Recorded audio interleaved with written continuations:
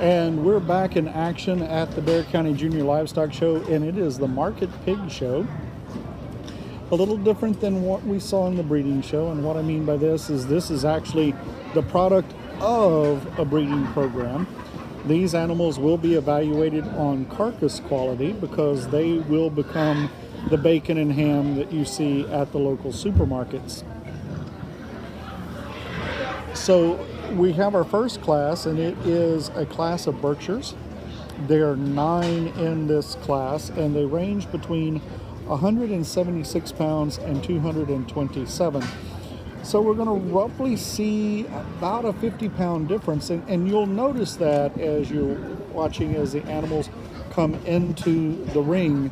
That 50-pound difference is going to be in the muscle quality for a lot of the difference. It's not going to be fat content, but it's actually going to be in the muscle that the animal carries with it.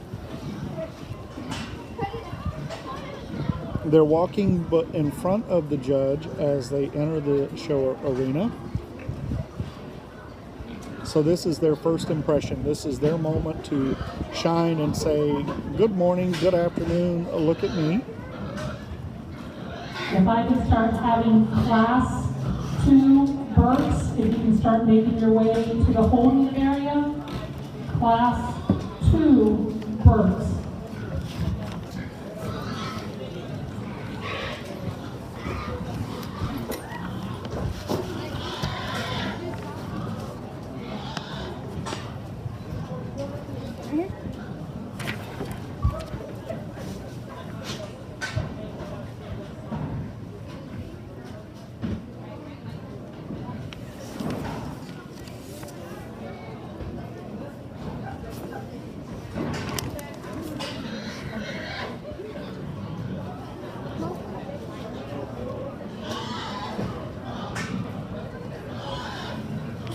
And as the students are coming into, as the students are entering the ring, we have a special guest with us. I have Sarah Perez. She is actually part of the Burbank FFA program. She is a sophomore. So Sarah, tell me something. How long have you been showing?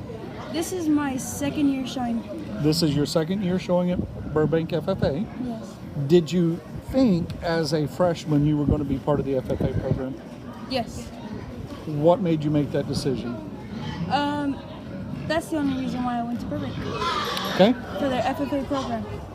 For their FFA program, I decided to go to Burbank and see what it was about, like to see all the different things they had at Burbank to show me for FFA. But why FFA? At my previous school, they didn't have really anything other than just academics. So I heard about the FFA program at Burbank, and I just decided to join, start something new. But Sarah, did you think you wanted to show a pig when you got to Burbank? Yes, I heard about it, and I was like, I want to do that right away. Now, why did you want to show a pig? Not only do you help the pig grow, like you see different qualities in different pigs, you grow as a person, like, so I want to become a veterinarian. So it helps me a little bit with what I want to be when I grow up. And so why do you want to be a veterinarian? I really love animals. Like, there's not any animal that I don't like. I like to be with animals, so decided, well, might as well start with a pig.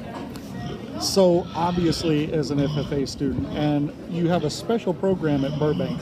We're going to talk about that in just a second, but you're certainly learning every aspect of an animal from, forgive me, tail to head, correct? Yes. And I guess you're learning also, as a veterinarian, it takes special skills, because your pig, if he's feeling bad that day, he can't tap you on the shoulder and say, hey, Sarah, I've got a stomachache, right? Uh-huh.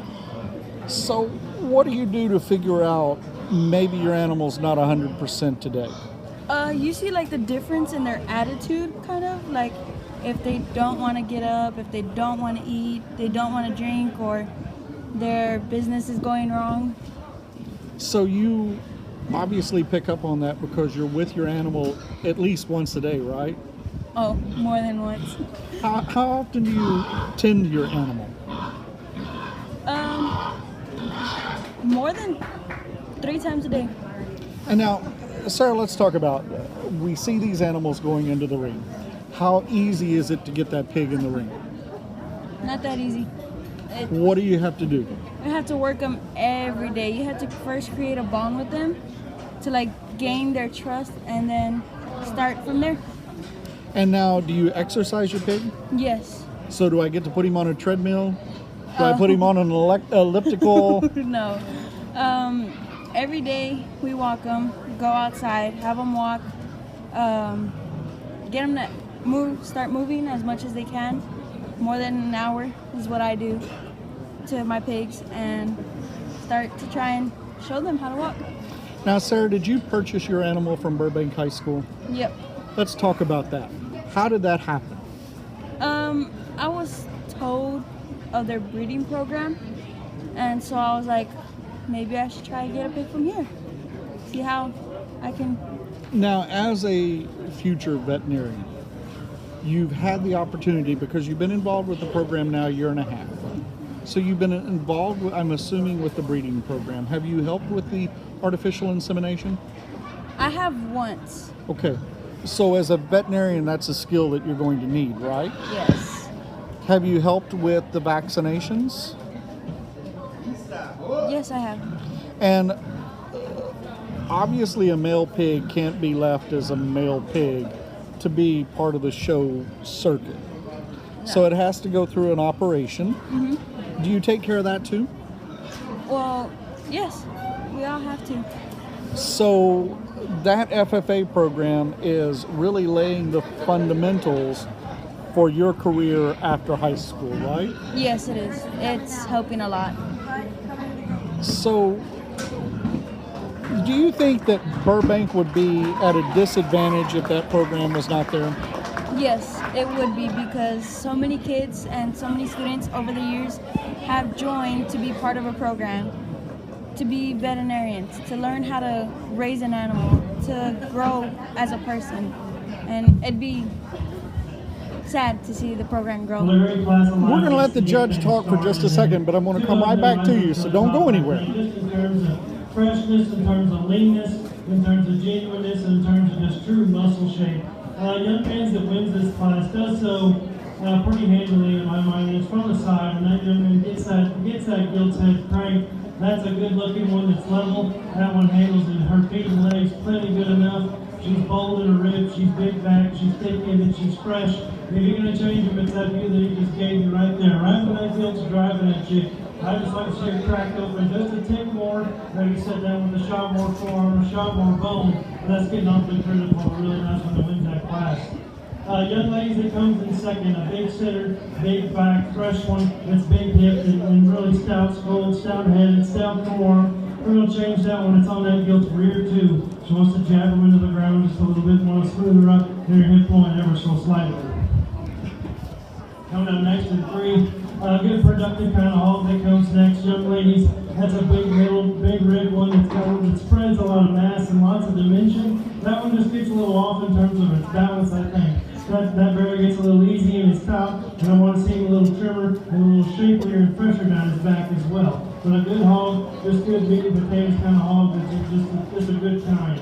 Young man's that comes next, I love the height of shoulder, the extension, the bone, and the shape that this bear brings, this gill brings to the table, but one that just looks a little stale out there today, to be honest with you guys. He needs to be softer in his flank, we need to smooth him up in his ham loin, but I love the growth, I love the extension, I love the bone in that one, and the true muscle shape that one brings. Young man's that comes next, big bone, stout, dimensional mass, all that. We just got to clean that one up. That goes a little overdone in my opinion. I want to see her cleaned up in her jaw and her belly line. I want to see a little more true shape out of that one. Much can be said about these two. They're wide, they're bold, they're dimensional. They both round off both ends of their skeleton, and they want to throw their hind legs outside of their skeleton consequently as well.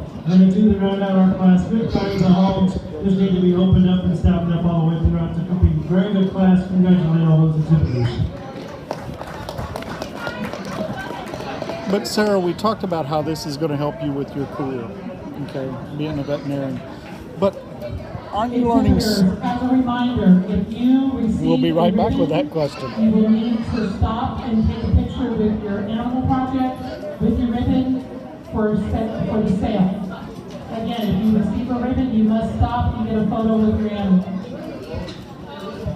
In the Class 1, Burks, in 7th place was Samuel Weisenbach in Central FFA.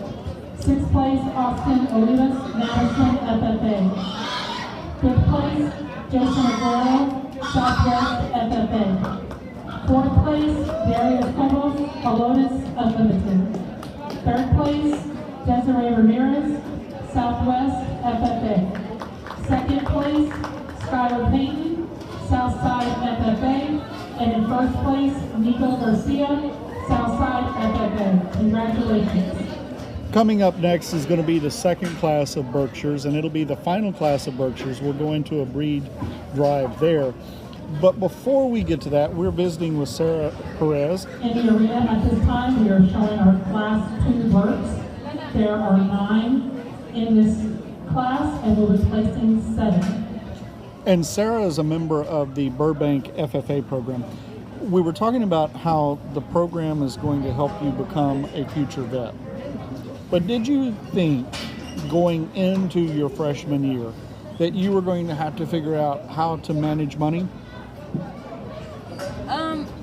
I knew at some point I would have to learn different things about, well, what I need to learn to be a vet and to learn about all animals and everything. So. But I mean, you're having to manage your time because you just mentioned that you spend at least 3 hours a day with your animal, with your pig, but you also have homework, I'm assuming. Yes. Do you have another job? I do softball at Burbank. Okay, so you're in softball, you spend 3 hours with your pig, you also are doing homework. How do you find the time to do all of it? When I'm not doing homework, I usually do homework when, like, during school.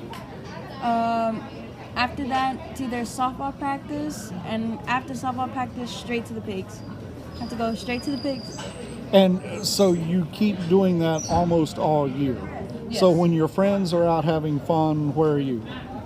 In the barn. With your pig. Yep. Okay. So you're learning how to manage your money. You're learning how to manage your time. Also, I'm assuming you're learning speaking and leadership skills, are you not? Yes.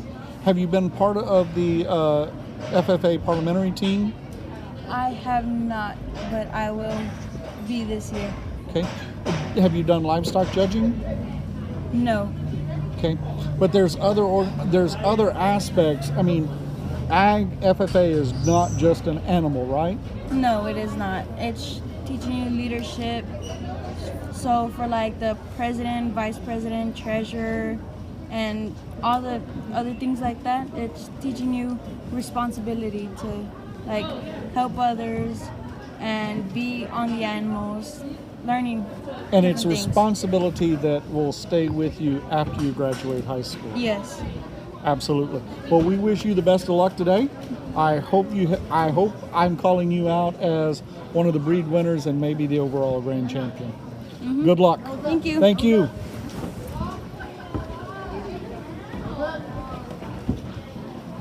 So back with me now is Emaleen Cain.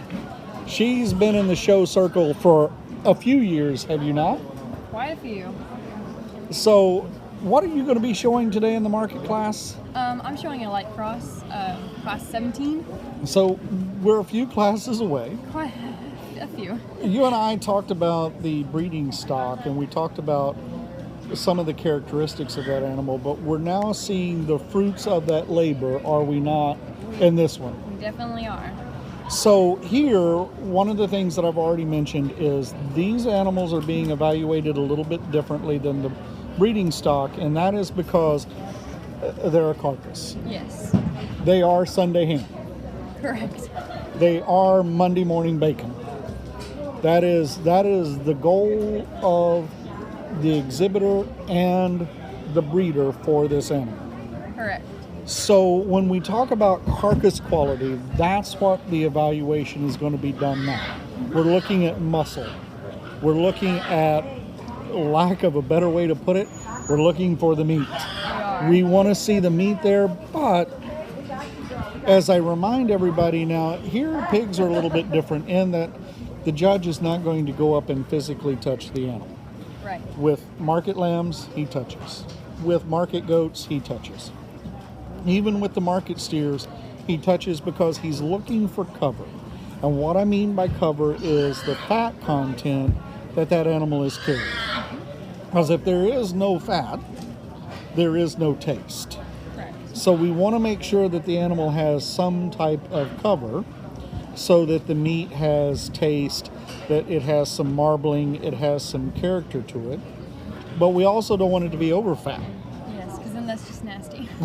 Well, I don't know that we want to say just nasty, but it's not as healthy. And also, just as no fat affects the taste, too much fat also affects the taste. So now, how does the judge decide the cover of a pig? There's a few key spots he looks for cover. It's under the neck's a big one. He'll look to see if the jowl is what it's called is all bunched up. He'll also look in the behind the shoulder because the pigs will start rubbing and you'll see the fat building up there. So that's where he looks for cover. So you're saying that as a pig, I don't want to have a double chin? No, you do not want it. Okay. If I have a double chin, then I need to hit the treadmill just like, my next door neighbor. Is that Yes. okay. Just wanted to make sure that we're on the right track there. So we know right now in the first class, and he's going to follow this trend for the rest of the afternoon, he is placing from bottom up. So he is placing those that are finishing 9th through, and then ultimately probably out on the sand he'll leave his top 3, don't you think? Yes. Okay. 2, 3, depends on the class. And then the top 2 winners of each class will then go for a breed, will then go for the breed champion, which is what we saw in the breeding show as well. Okay. And it's a little different here too because he seems to be giving out tokens, and these aren't a buy one get one free type token, but what are the tokens for? I haven't seen the tokens yet because I haven't been in the ring, but I'm pretty sure the tokens show you your placing. So he'll hand you a token and say, okay, I want you here. This is your placing. Go give it to them because he doesn't want you pinning yourself farther down than he actually wanted to place you.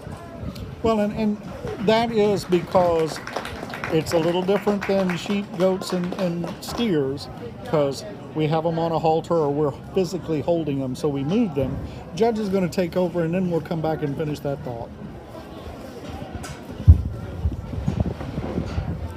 Very good class of parts that comes in next, and a pair of them up top I think is awfully close. I'm pretty sure that pair was close to the breeding show as well, and it's the same out here.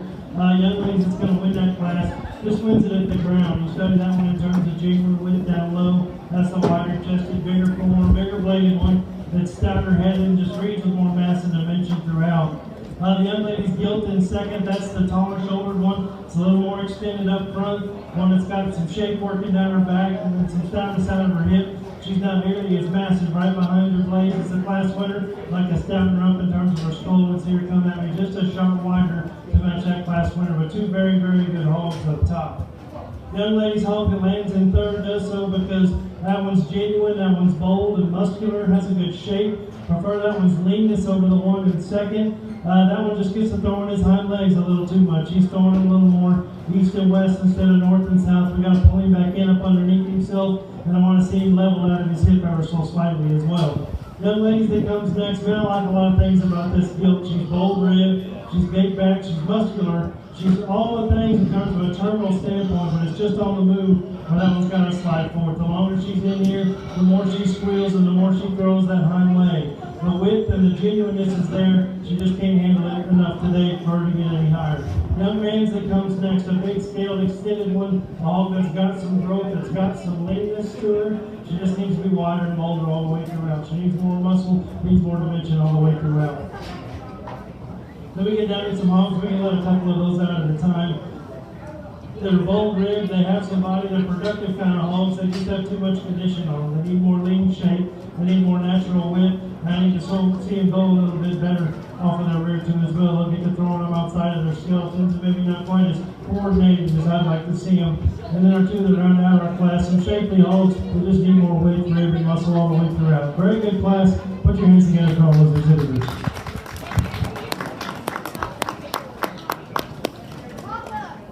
So that concludes the classes of Berkshires. What we're going to see next is the Berkshire Breed Drive.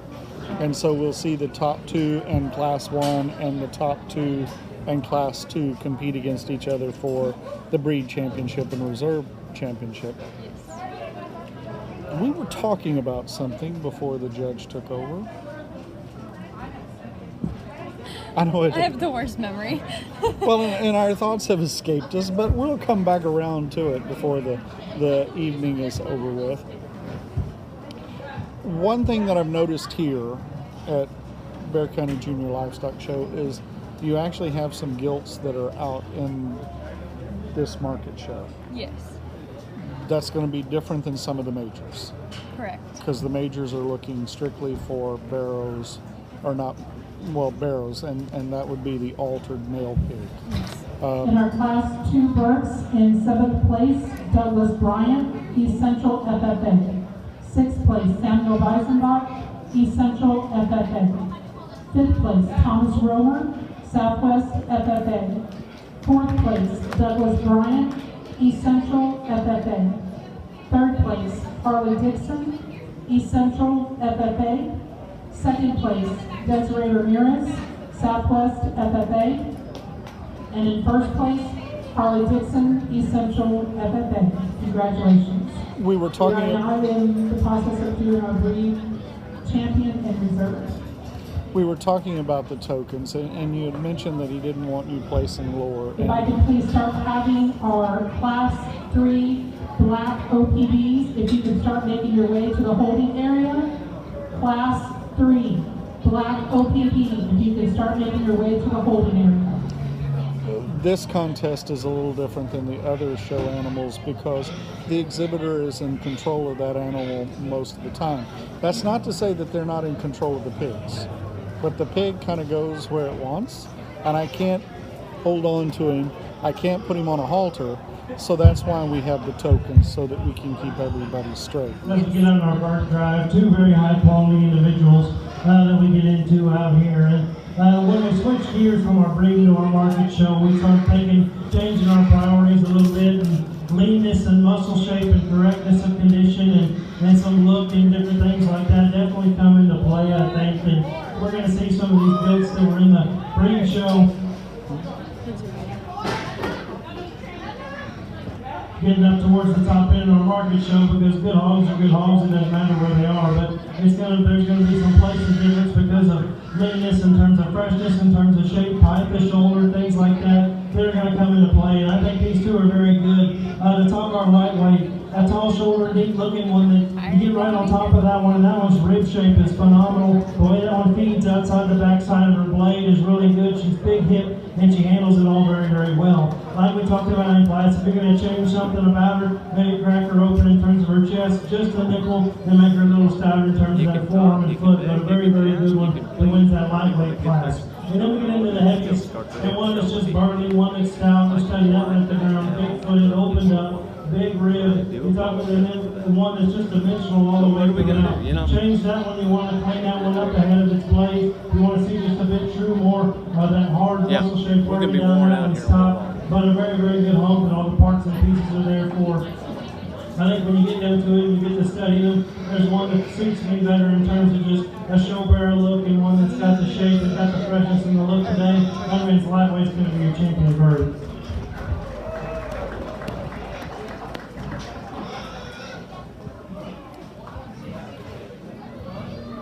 So we named our grand champion. We're in the process of selecting the reserve champion now. He is following the same procedure. The second place animal, or the reserve breed or reserve class champion, comes out to take the place of the winner. Yes. top end of this weight class, or for the breed, was 269. So a lot of muscle. We got that second place one in, and one we talked about in class, one that's got good shape, got good muscle, one that you really like when that one's going forward.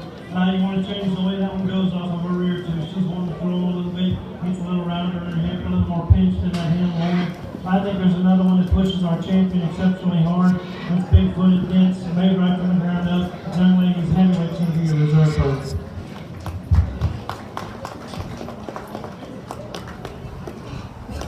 In our bird class, our reserve breed champion is Harley Dixon, East Central FFA, and the breed champion is Nico Garcia, Southside FFA.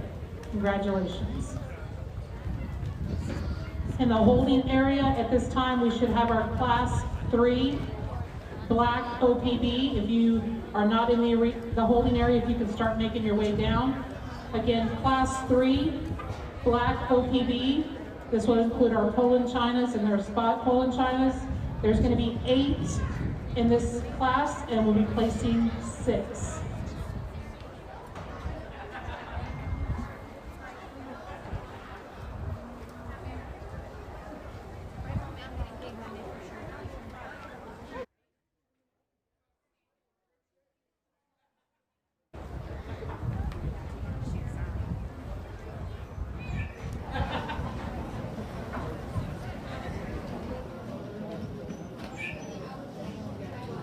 So the first 2 classes are over. We're now into Class 3, which is the Black OPB. Define Black OPB. Usually it's Berks and Poland's and spotted Poland Chinas, but they had enough Berks to make their own class, so now it's just spots and Poland Chinas. I was going for the simple black other purebreds, Black That works OPB. But specifically it would be Specifically, this. it's the breeds of spots, Poland Chinas, and sometimes Berks if they don't have enough to make a class. Why do they put them in as Black OPBs and not individually like we saw in the breeding show? Well, as you saw in the breeding show, the Poland Chinas had like 5 entries, I believe, and that all those classes for a market show, it just isn't. If I can have a class To have a small Black class OPB wouldn't be your way effective. down to the holding It's area, not please. effective. So Class to 4, have actual competition, they just put it Black in OPB, you can start making your way down to the Yeah, holding and area. also with these other pure breeds, there isn't a vast difference between the breeds to put one at a disadvantage or advantage. Correct. They're much, I mean, they're similar. Yeah. Very, very similar.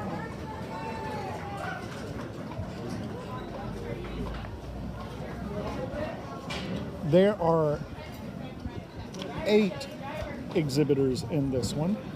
The bottom end is 165 and the top weight in this class is 201, so we're still looking at about 36 pounds difference. As an exhibitor, 36 pounds is somewhat significant. Yeah. I mean, It may not sound like a lot, but it's a lot.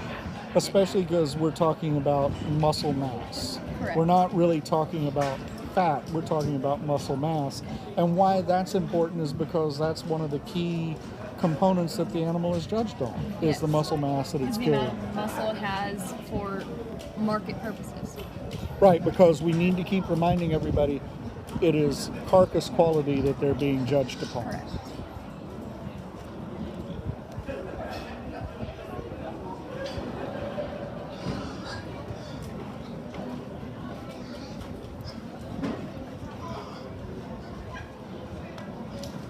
Looks like a majority of the animals out on the sand are spots.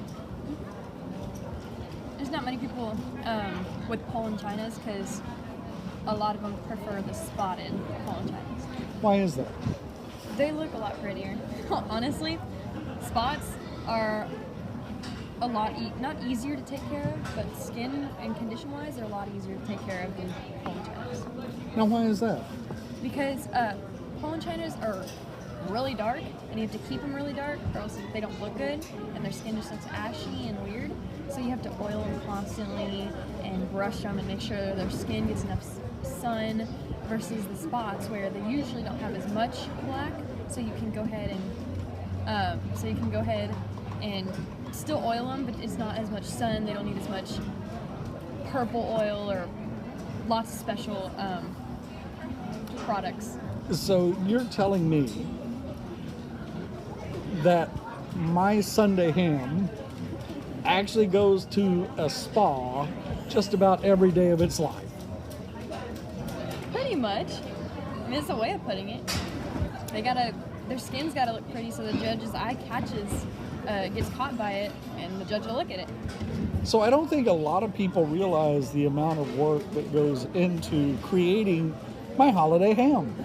I mean, yes, there's a lot of work that goes into cooking my holiday ham, but to get it to the point of being cooked, I mean, we're talking spa day, we're talking about exercise, and that's just wrong. I'm seeing somebody eating ribs while we're at a pig show. That's not wrong, that's good.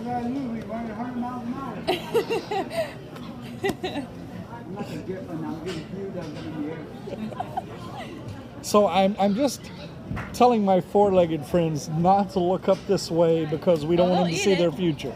They themselves will eat them. So the judge has started making his selection.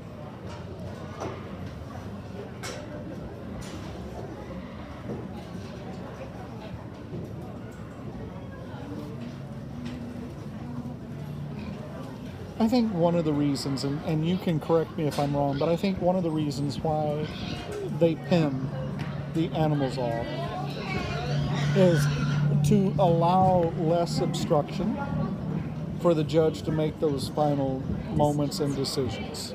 Because you really want to be able to look at the animal and evaluate it. And he actually put his favorite ones right off the bat up into the top pins so he could pull them out and look at them later.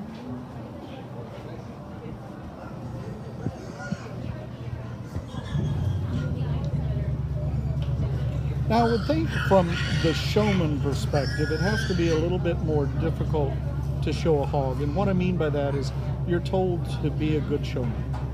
You're supposed to keep the animal between you and the judge at all times. You're really supposed to make eye contact with the judge at all times. Yes. But it's almost like, imagine driving a car with no hands on the steering wheel. And not looking at the road. And not looking at the road. The car is just going wherever it's going. And you gotta hope for the best. Right. So that's why if you're watching at home, you may see that the exhibitor is not 100% engaged with the judge by eye contact, because you're having to steer the car. Yes.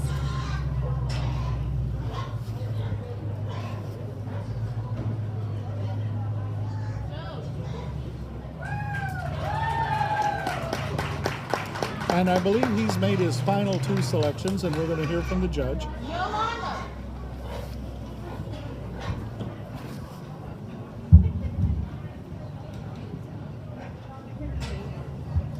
A very good class that rolls in here next, and the two I pinned back are the two that end up at the top. And I like these hogs when they first hit the ring, and I like them even more now the more you get to study them. The less holes you find in them, and I think they just rise to the top the longer you study them. Young man squat kill's one that I just like an awful lot of things about that thing.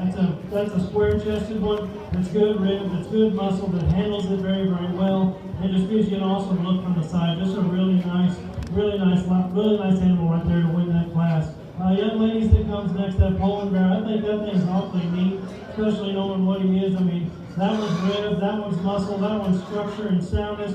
It's all there. I want to see that one cleaned up a little bit in terms of his jowl, and I wish his tail was just cranked up just a little bit higher on the top side of his hip. That's getting awfully critical. A really nice holiday that lands in two. Young ladies in third, just a burly stout one. You talk about a big-footed one that's massive and dimensional all the way throughout. He's stout skulled, he's just massive everywhere. Oh, and it takes it a little too far. He's a little too round bone, a little too coarse up through his trunnion. Just doesn't put it together in a smooth package like the other two in front of him do. Young man's in fourth, really like like the soundness, really like the look of that one. Just runs out a real muscle shape when you compare him to those in front of him. Very nice built there, though, that rounds out our top 4. Young ladies in 5th, I love the bone, I love the length. That one needs more body, and I gotta see that gilt go better off her rear too. She's wanting to throw them a little outside of her skeleton. We gotta bring her back in, soften her up, and mass her up, and she can certainly move up in class. Young ladies that comes next is one that's built with some shape in the ribs. She's got some shape down her top. She's long and extended. She just wants to cave to the lower part of her skeleton, flatten her rib, not nearly as dimensional as the rest. And the 2 young ladies that are going to round out our class, some productive hogs that have some ribs and have some spread to them. They just need more shape and need to be leaned up. Very good class. Put your hands together for all those exhibitors. So that concludes the first class of OPB, Class 3. So coming up will be Class 4, which is also black OPB. We still see a little distance there because the light end of the class is 204, top end is 239. Lotus Unlimited. Second place, Jordan McCullough, Lotus Unlimited. And in first place, Lawson Taylor, East Central FFA. Congratulations. At this time in the arena, we are showing Class 4, Black OPB. There are 7 exhibitors in this class, and we'll be placing 6. So 6 of the exhibitors are going to make it to the premium sale. How important is the premium sale to you? To me, it would help offset costs, so I would really like to make it to premium sale. For other people, this could be their last show, their final show, so they kind of need to help offset their project costs or break even. You know, we talked with the Burbank If anyone's FFA. available to help in the arena, we need some more assistance with boards. If anyone is available to volunteer their time in the arena, if you can please come and help give us a hand. Thanks. We visited with the Burbank FFA teacher about cost. Again, as a reminder, if you receive a ribbon today, please stop with your animal and take a photo for the auction. Emaleen, as an exhibitor, what would you If say? anyone is missing a cell phone, there was one left in the ladies' room. If you are looking for your phone, please come to the announcing area. We have a phone that was left in the women's restroom. What would you say the average cost of your show pig might be? Mine are probably, with feed and everything and supplements, around $1,000 to $1,200. So that's your average cost. Yes. Okay. So that means that you're into that project animal At for least at least $1,200. So the premium sale is your paycheck. Correct. Now, you are a senior, I am. so you're getting ready to go where? I'm hoping to go to A&M. Everybody makes a mistake once in their life. Oh! Okay. But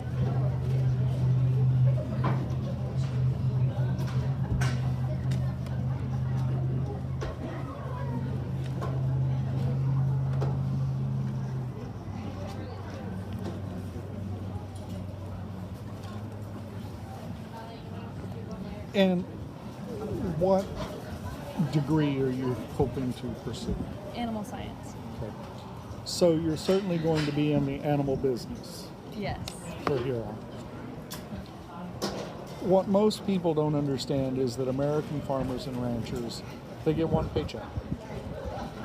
And that is when, if I'm a pig breeder and I sell my pigs, that's my paycheck. Does not this activity teach you that same lesson? It does. One paycheck. Yep. And your paycheck comes next Saturday at Bluebonnet Palace when they have the premium sale. So it's important for those that might be watching this video between now and next Saturday. Help business people out by giving them a paycheck. Because you're not going to be showing next year. but you're going to have college expenses. Now, your sister is still going to be showing, is she not? Yes, she will be. So that paycheck is going to offset those expenses to help them get into next year. So next Saturday, the 9th of January, Bluebonnet Palace, that's where the paycheck is going to come. Yes. And if you're interested in being part of that process, if you're interested to help support the FFA and 4-H students of Bexar County, and we're talking about all of Bexar County, go to the Bexar County Junior Livestock Show website. They have a tab there that you can click on to register as a buyer. Buyer registration starts at 10 a.m. on that Saturday, January 9th. The auction will begin at 11. We will be live streaming that auction, so you will be able to watch your exhibitor or someone you want to cheer on. You will be able to see it live. Need to understand that because we're still in the middle of a pandemic, that COVID-19 protocols will be enforced and followed, and seats may be limited to buyers only, which is going to be a little bit different, is it not? Because in the past, your parents have been able to be at the auction, and so come out, support these young people. This is their paycheck. And Emaleen, how important is that paycheck? It's extremely important for everyone. So if you have the opportunity, even if it's $50, adding $50 on an exhibitor is important. Go to the Bexar County Junior Livestock Show. They have a tab. Click on it and go.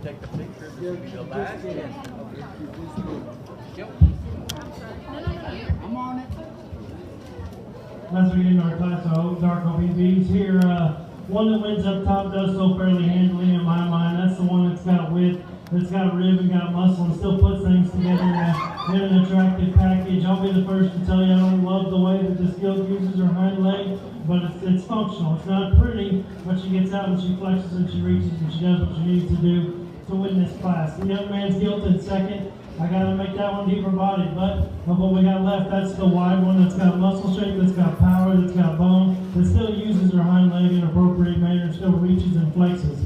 Young ladies that comes next, another spot, one that's opened up and stout. One is a little softer in terms of her flank, but that one's a little worse off in terms of that one's hind leg. Getting really wide outside of herself on that one, and I gotta bring her back in and clean up her joints. Now the young man's Poland that comes next, one that's clean ahead of her blades, one that's got some lean shape, but she's too narrow down low. Want to open her up underneath, stout her up in terms of her bone. Much can be said about the young ladies that comes next as well. Pushing a little too much condition ahead of her blades. Want to stout that one up at the ground and widen her up underneath. And then we got our two that round out our class. Nice kind of hogs that need a bit more width and dimension of muscle. Need to be corrected in their skeleton as well. Very good class. Put your hands together for those exhibitors.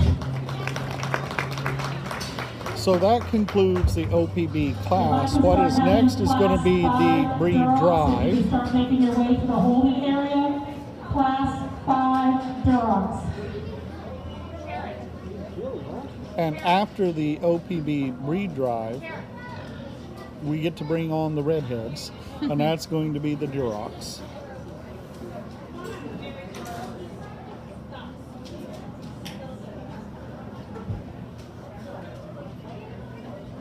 We have 2 pigs left to leave, and then we will start the breed drive.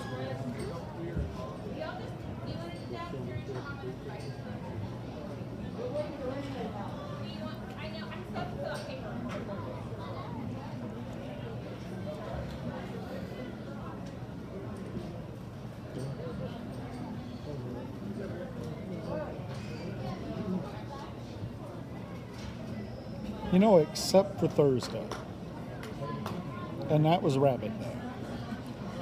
This has not been true stock show weather, has it? No. Because traditionally stock show weather includes sleet, snow, hail, rain, and freezing temperatures. Yes. And except for today, it has been relatively warm. Not saying today is not. I mean, it's This a little morning cooler, Class right? 4 Black OPB in 6th place was Ann Griffin, Southwest Rough Rider 4-H. 5th place, Delaney Morrison, Madison FFA. 4th place, Alfred Garcia, Southwest FFA. Third place, Miranda Lambert, East Central FFA.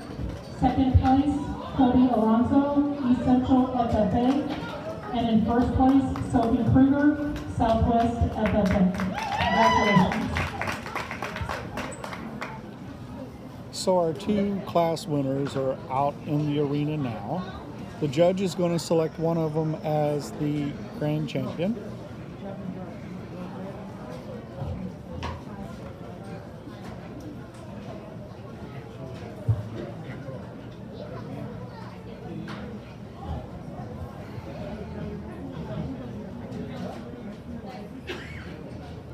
So now, Emaleen, how long does it take to give a pig a haircut?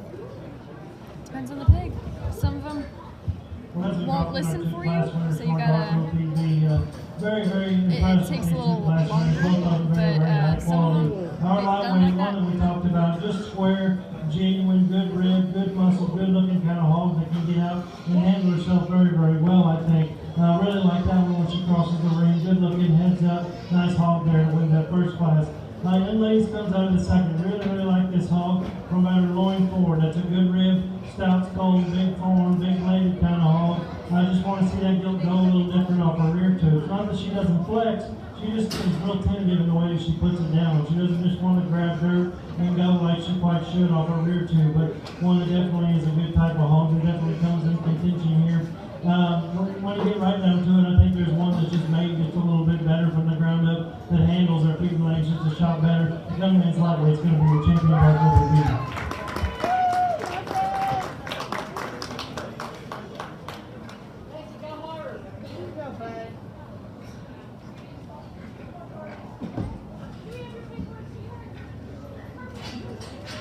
So I believe class 1 winner was the grand champion. Yes. Class 5, Durox.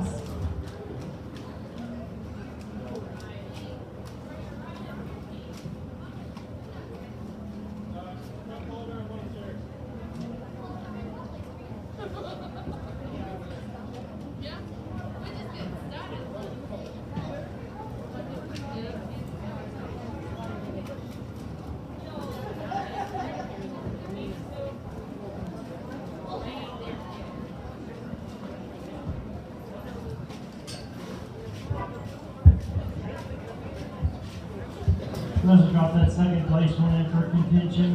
Like we talked about in class, just a good hog that's just doesn't have many holes. You talk about a square one that's bold in his rib, productive in terms of his look. He's one that grabs dirt and gets out there and drives like he should. He heads up, like we talked about. Want to clean him up just a shot there in terms of his jowl. And I really wish that bear just had a bit more just raw shape working down his back. I think if he could do that, he just gets that much better. But the basics are there. I like that with the way that one's built. I think he gets awfully close out here, and I think there's some give and take. But to match him, to follow the one that follows my champion the best, I think is one that uses his hind leg just a little bit better. That bear is going to be your reserve champion.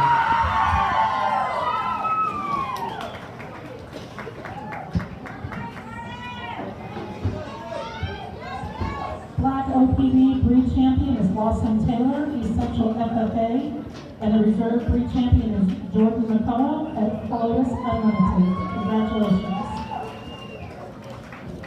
So as the black OPBs are exiting the ring In the holding for area, the breed we drive, have class 5 we will- Durox. We will be having 7 shown in this class, and we'll be placing 6. we will have class 5, which will be the first class of Durox, enter the arena. There are 7 entered in this class. Bottom weight 171, top weight 195. Now we're seeing only about 24 pounds tightening up there. Not as large of a discrepancy. So should we see more uniform hogs coming into the arena? It just depends on the breed and what, like, for market, it doesn't really matter their birth date, but it matters in the sense that the ones that are born later are going to be smaller anyways. So I think throughout we'll see some classes that are closer together and some that are farther apart in weight. But I mean, those classes that are closer together in weight probably will see more uniform animals. Yes, most likely. And the reason I bring that up is because if it is a very uniform class, it makes the judge's job a little bit more difficult. Yes. Because We'll have to spend a little bit more time looking Right. at the basics and going in and being nitpicky on the pigs. And I expect we're probably going to see that with this class and the next class. Because in the next class, there is only about 8 pounds difference. Wow, that is real close. So it is tightening up on these first 2 classes of Durocs. Well, one decided that she didn't like the inside of the arena. So went She back wanted to out. go back out. A little early. Stick with us. 7 exhibitors, 6 of them will make the premium sale. If I can start having class 6 Durocs, if you can start making your way down to the holding area. Class 6 Durocs, if you can start making your way down to the holding area.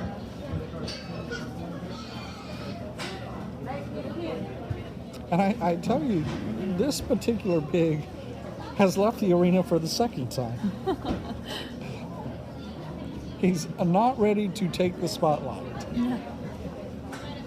Does not want to be center stage.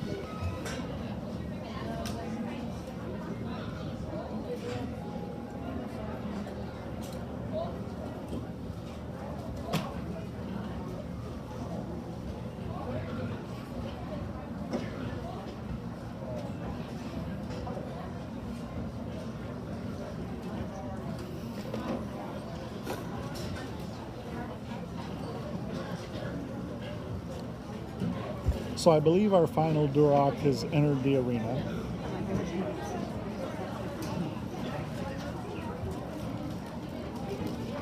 Hopefully to stay. Well, I think he's going to have to stay this time because they have closed the gate. That's a good sign. Yes. It would, if it escapes now, it would make true when pigs fly because they would have to fly over the gate. Yes. Not saying that some of these super pigs out here couldn't do that, because they certainly have been exercised enough. That's one of the things that we need to stress.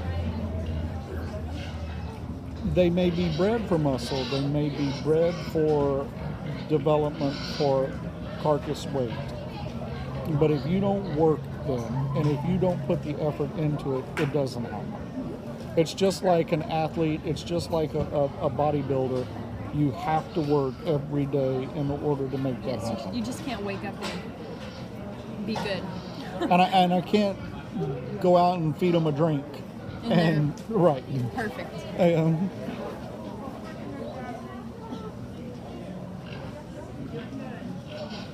But one thing that we do want to mention to everybody is this is somewhat subjective. And what I mean by that is one pig judge may be looking for larger hams and a wider top. The next pig judge that comes in may be more concerned about the rib cage, might not want as wide a top. And so It's all judge's preference. What the Absolutely. judge likes is what he's going to pick. Because to him, that's the most important thing that he believes is the most important. So if your pig has that, you're good. If he doesn't have that, but you go to another show and you place real high, it's because the judge was looking for something different. And I think it's also important to note that I can't make a change within 2 weeks. Correct. You gotta. It takes a long time. Right. And in some ways, I mean, not. I mean, it ultimately comes down to, and this is one of the things that we were talking about with the Burbank FFA teacher, what we're going to be talking about with you and with some of the other students, that is the risk. Because if I have a judge that wants a wide top, and my pig just doesn't have it, he may never have it. There's not anything I can do to correct that. That's the gamble that I take. That's the risk that I take. Yes. This is the ultimate stock market risk. Pardon my poor pun there, but it is. Follow class 6 Durocs to the holding pen. Class 6 Durocs to the holding pen.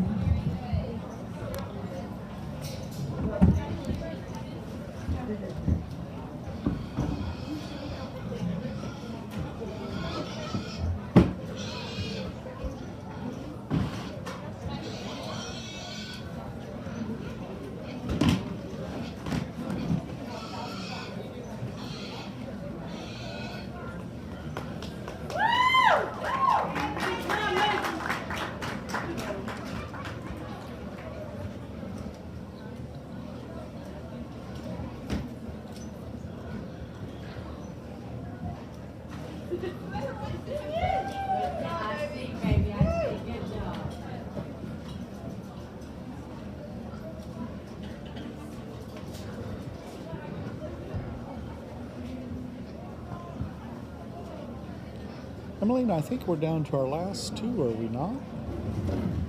I believe we are.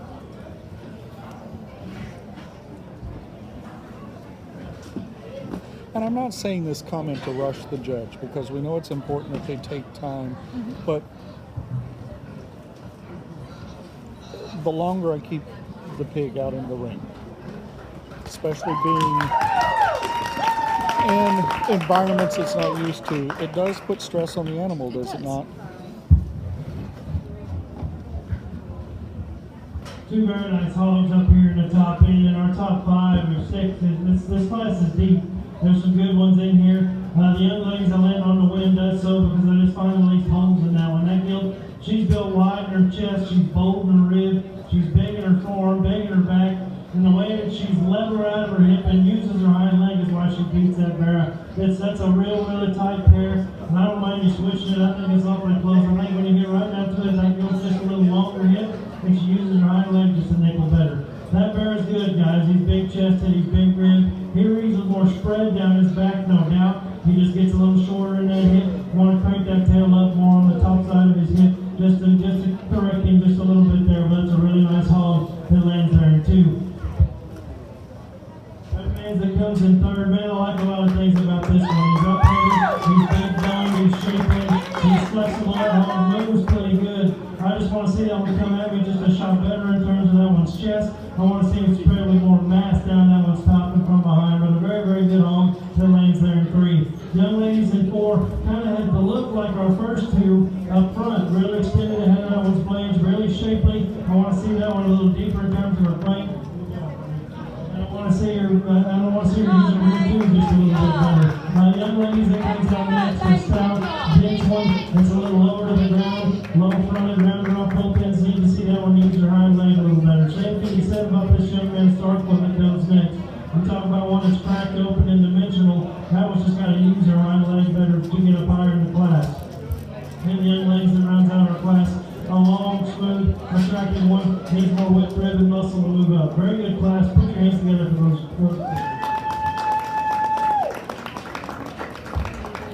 So our first class of Durocs have left the arena.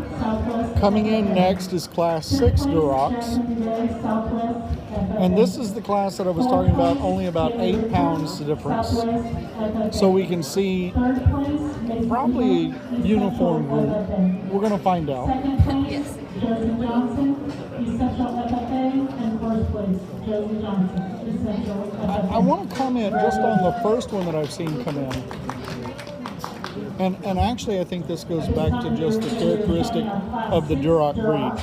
There are 6 exhibitors in the arena and we're placing 5.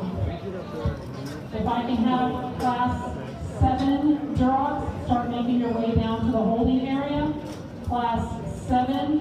I want to say that they're probably about midpoint, because we know, I guess the top end here at this one is 275 pounds. I'm not sure, but I believe so. Close to it. Around there. Yeah, well, we've got one that's at 280. So very close to that. So these are kind of in the midpoint range. But yet when you look at the skeletons that we're seeing out there, when you look at the pigs that are there, they're very long. There is a lot of length there. I think that's important.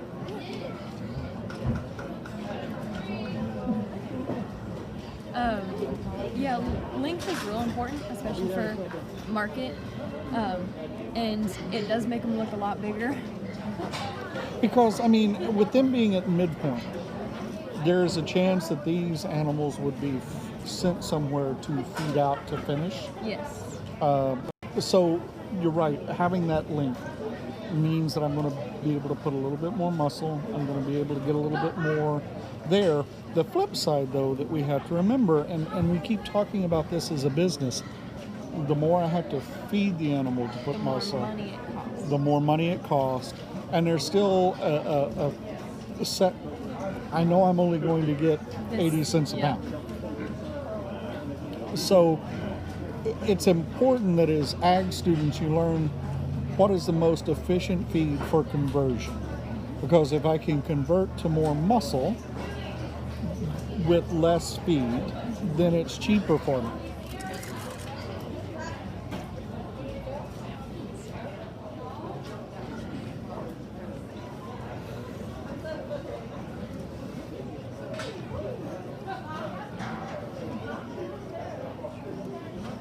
Are they all in? We're all in.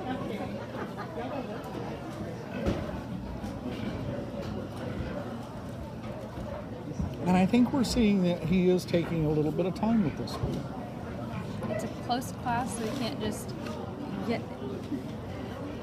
Well, it's kind of hard because in right, close classes, he's got to look harder because they're all about the same Absolutely. height and weight. But classes that are farther apart, he's also got to look hard at because there's some smaller ones that may be as good as some bigger ones, but he's got to look at them the same way. But the differences are a little bit more glaring. Yes. When there versus- is, yes.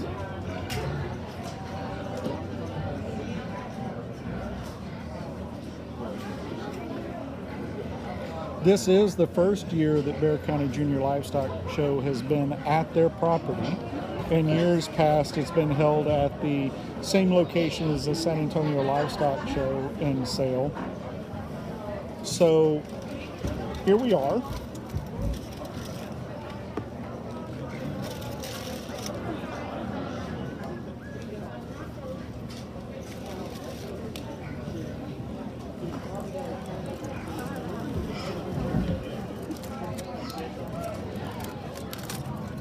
And as much tradition as there is in showing, there's also tradition in enjoying nachos at the show. Yes. We have our class 7 dogs in the holding area. Class 7 dogs to be in the holding area.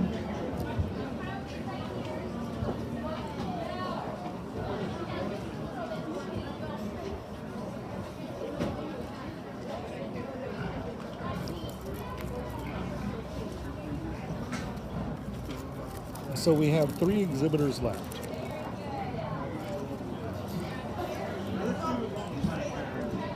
And I almost was going to say, and now there are 2. But he held off. Looked like he was headed to that. And then he saw something that- But as you can see, we're going to be working on garden pretty soon. We're going to have some live plants. But we noticed the kids are running around. Be careful. There are hazards around here, as you can well see. I want in the parking lot, everybody should be driving very, very slow, but please watch where the kids go, especially when it gets dark. We're going to put out as many lights as we have. We'll have one in the parking lot probably. And now I can say, and there are 2, Appreciate you, and we're down to 1. And thank you for listening to us.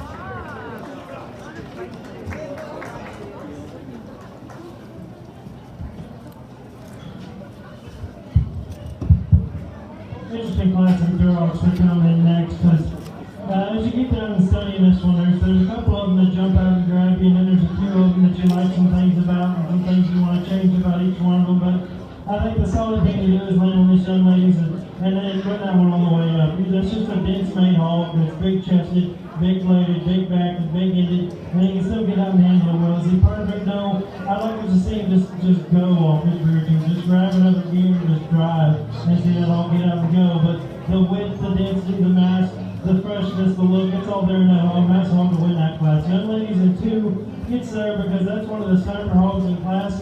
Nice job. That's big and extended and big scale and shapely and still right in terms of condition. That hog has some genuine width to it when you get right down to her. There's just not as much of her as either hog on either end of her.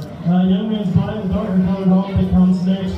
Man, that one's cracked open, that one's stout. That one's hind legs just a fraction away from being okay to put him into second, but the way he's driving the dad, just can't put him there. Gotta put him in third. He's too far outside himself, and he's up and down in terms of the angle to his blade. But the dimension, the power is there in terms of that hog. Young ladies that comes next, a good basic kind of hog that's got rib, a hog that's got muscle and some dimension. He's just not very attractive. He kind of wants to roll off both ends of his skeleton, use his hind leg in a way that's not very attractive as well. Young ladies here that comes next from the black sweater that's driving across the middle. That's an up-headed level where he uses his hind leg right, which is not enough to that hog. Needs to be wider, needs to be bolder, more muscular. And the young men around about our class, one that's got rib, one that's got some center body, just needs more real muscle shape all the way throughout. I'd like to see that hog lengthened up and extended all the way throughout. Very good class. Put your hands together for all those exhibitors. Class 6 draw. In 5th place, Caitlin Castro, Helotes Unlimited. 4th place, Cecilia Johnson, San Antonio Christian School. 3rd place, Austin Olivas, Madison FFA. 2nd place, Mary West, Southside FFA. And in 1st place, Kylie Sparks, East Central FFA. Congratulations. When we're able to get this redhead out of the ring, we will be at our final class of Durocs, Class This time 7. we're going to be showing in the arena our Class 7 Durocs. There are 9 animals in this class, and we'll be placing 7. You know, earlier we couldn't get the Duroc to stay in the ring. Now we can't get them to leave the ring. All of them have different temperaments. Well, she's enjoying the spotlight, I think, and she didn't want to leave. But she has now exited the ring. As they say, Elvis has left the building. And Class 7 will be entering now. 237 is the bottom weight, 280 is the top weight, so almost 50 pounds difference. So we're probably going to see a little difference in size. Maybe a few big differences in size. And the first one has arrived.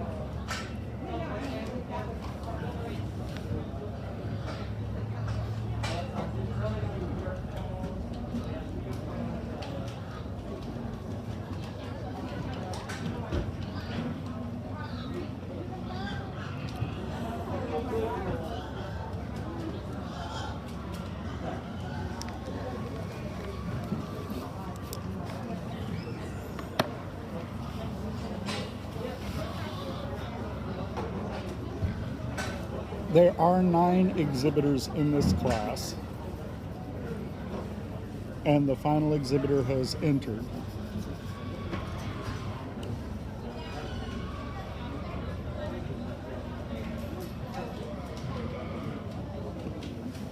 Emaleen, I'm going to go out on a limb here and say that to me the Duroc breed just looks like a leaner breed. Yes. If you look around the rib cage, if you look around on the side of the animal, they don't carry as much weight as we might see in the other breeds that are coming into the ring. Now that's not to say that there isn't a lot of muscle. I mean, if we look at one of the hogs out there, certainly on the ham region. It's There is there. a They got it substantial ham. I mean, my Easter celebration would be happy.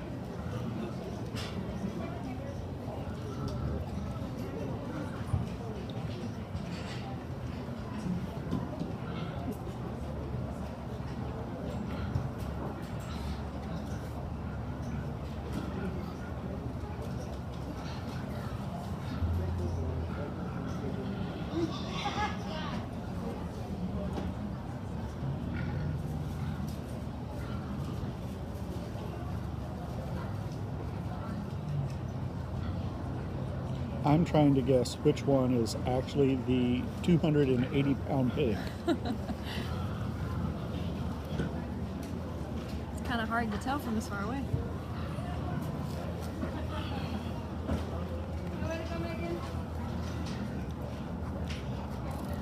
I'm going to go out on a limb and call it exhibitor number 113 has the 280-pound pig. Yeah, that's what I was thinking. As we can see, rather long, nice, long body. We can see that it's certainly filled out. Yes. Nice wide top.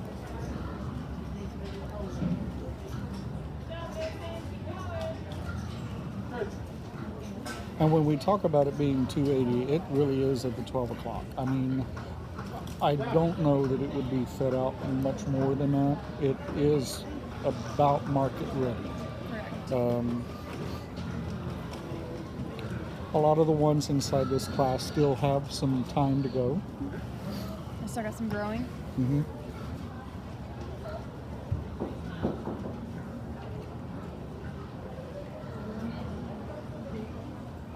I do have to say that I'm kind of overcome with the urge to have a BLT. Or a bit of bacon while you're sitting here waiting. Absolutely. That's normal. Well, you know, Monday I was wanting a T-bone.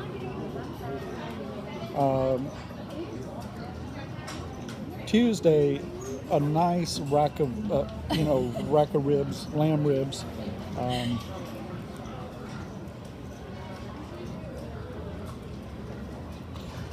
I think it's also unique because FFA and 4-H students get to understand and see where their food is produced and how their food is produced and can produce it in an ethical, fair way.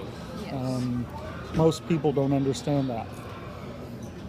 If you ask them, where do the spare ribs, the store. The store. Mhm. HEB.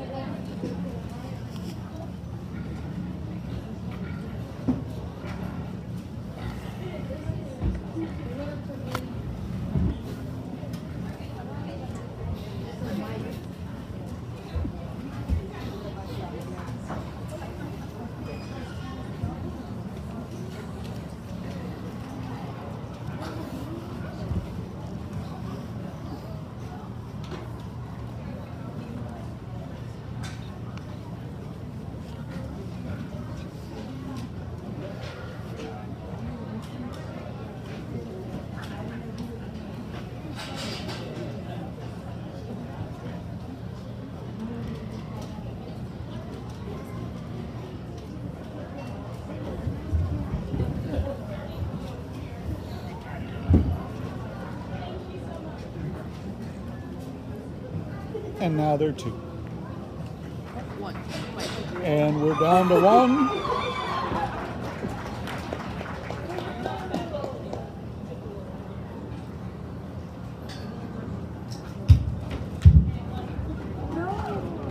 When we get into our next class of Durocs, and one that these top three, and I think are awfully different. I think you can flop them around and do some different things and definitely justify it. In my mind, the young ladies is a logical place to start. That goes the one that's sound, she's big, she's bold, she breeds with a ton of mass and dimension from any angle. One that's just cracked open stout. Is she the leanest thing in the world? No, I want to trim her up in terms of her jowl. Maybe give her a little more crisp shape working right down her back. But man, that one's made right, that one's wide, that one's bold, that one's muscular. Puts it all together in a really neat package. Young ladies in second comes with a shot more muscle shape. That one's the bigger back, bigger ended one. That's probably wider in terms of her chest. The one that just gets a little high there in terms of that one's flank. And doesn't want to use her hind leg quite as right as the one that wins that class. For a nice one that lands there in two. Young man that comes out in three, a lot the same, shapely, wants to throw that hind leg just a little different off his rear too today. But one that needs to be softening that flank just a shot as well. Didn't have just the sheer mass and power that the Gilpin second had, but a nice pair there in 2 and 3. Young ladies that lands in 4 is a shapely one, expressive, big chested, big form, one that gets too round out of her hip, wants to come apart on the move, a little steeper out of that hip as well. Next one that comes out, a big stout one that just gets a little plain, a little lower fronted, a little rounder hip. Maybe just doesn't have quite the look that some of those others have. Young man that comes next as well. But a lot can be said about that one. Big footed, big form, dimensional. That hog just looks a little stale to me up in his chine, a little pointer headed. Lots of mass, lots of power, just not quite the look. Then we round out with the bottom 3 hogs that have some good to them. Those hogs are productive, they're good ribs. Some of them got some muscle that just need to be altered in a skeleton here, two or there, and be softened in their flank. So you can go a little better. A couple of them can be a little stouter all the way through. Very good class. Put your hands together for those exhibitors. If I can start having Class 8 camps, if you can start making your way to the holding area. Class 8 camps, if you can start making your way to the holding area, please. And our Class 7 Duroc is 7th We're now place ready to start with the Megan Feinstein, Burbank FFA. breed drive for Durocs. 6th place, Christopher Mendez, Burbank FFA. 5th place, Mason Withers, Southwest FFA. 4th place, Megan Baldwin, Southwest FFA. 3rd place, Nico Garcia, Southside FFA. 2nd place, J.D. Vines, O'Connor FFA. And in 1st place, Ann Alonso, East Central FFA. Congratulations. Now we're starting the breed drive for the Durocs. The first 3 or the 3 first place winners are in the arena now.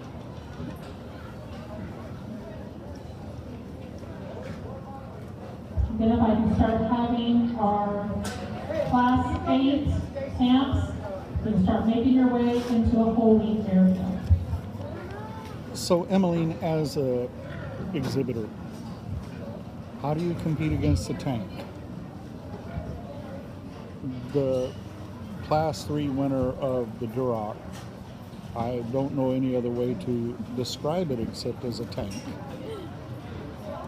Well, if you're one of the first classes and you've got to go with the heavier class, it's hard, but the judge does look for overall muscle on the animal and how much muscle the animal itself would produce.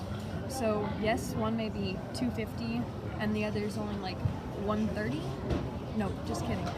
180 or something. Mm-hmm. But he's looking at the amount of muscle each animal has and how much of that carcass they can give. Let's talk about that in just a second, because you bring up the Durocs, one that offered some challenge, but lots of quality from top to bottom, no doubt. Oh, we jump in that lightweight hog, and one that when he's crossing the ring like that gilt, you just love the look of that hog. Tall shouldered, extended end of her blades, that thing's shapely, she's square, she's sound, she does a lot of things very, very well. Just a maturity thing, good drop in her flank, just a shot, but that's getting awfully critical. A really nice hog there out of our lightweight class. Young ladies barrow that comes out of the middleweight class, just big.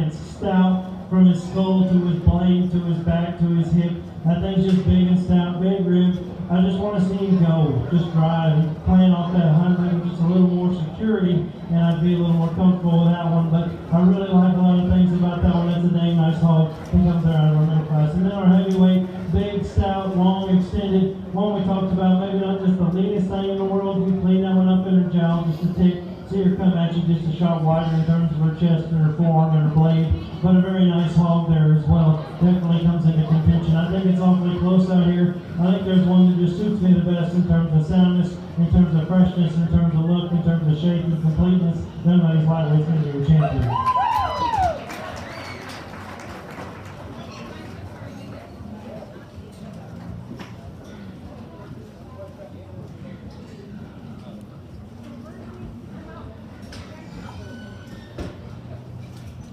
So let's talk about that real quick, because it's going to segue perfectly into the direction we were heading. And what I mean by that is he is evaluating it as a carcass class. And I think you hit the nail on the head about he's looking at the potential that is there. And he even mentioned about freshness. And I'm not saying that any of the pigs in the ring were at 280, but if I was the 280, I'm at the 12 o'clock. There's not a whole lot of room left, so I'm at the tail end. Whereas I may be a 150-pound pig, but looking at knowing how it will finish, knowing that it's still got about 100 pounds, or more than that, about 130 pounds Of growing to do, of mass, and where it's going to put. Once you got that second place one in out of our lightweight class, like we talked about in class, that pair was awfully close, and I think those hogs are very similar in terms of their roaring forward and in terms of being square-chested, bold ribs, big back, and still good-looking. Like we talked about in class, want to lengthen and level that guy out of his hip just a tick and get his tail up on top of his hip that way to level him out. But a good hog there that definitely fits the mold, and I think when it comes in contention out here, I think when you get to breaking them down and you get to building them from the ground up, there's one that's built an awful lot like that champion, one that pushed him exceptionally hard out here in the drive-in in class. That lightweight's going to be reserved.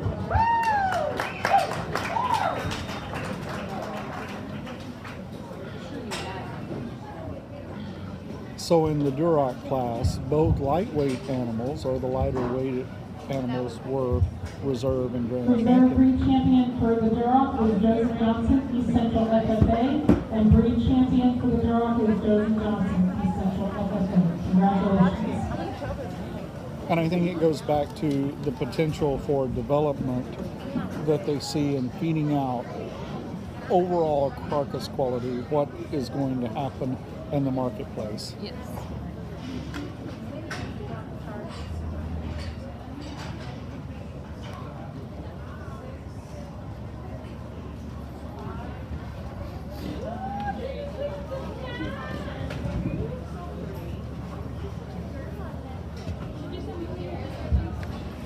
At this time, we are going to start showing our Class 8 camps.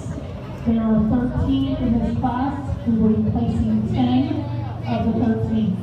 Again, we are getting ready to show the arena, our Class 8 camp. 13 showing, 10 placing.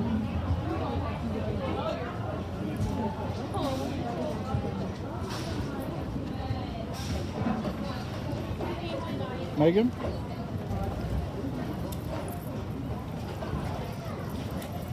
So the Durocs just finished, and entering into the ring is going to be class number 8.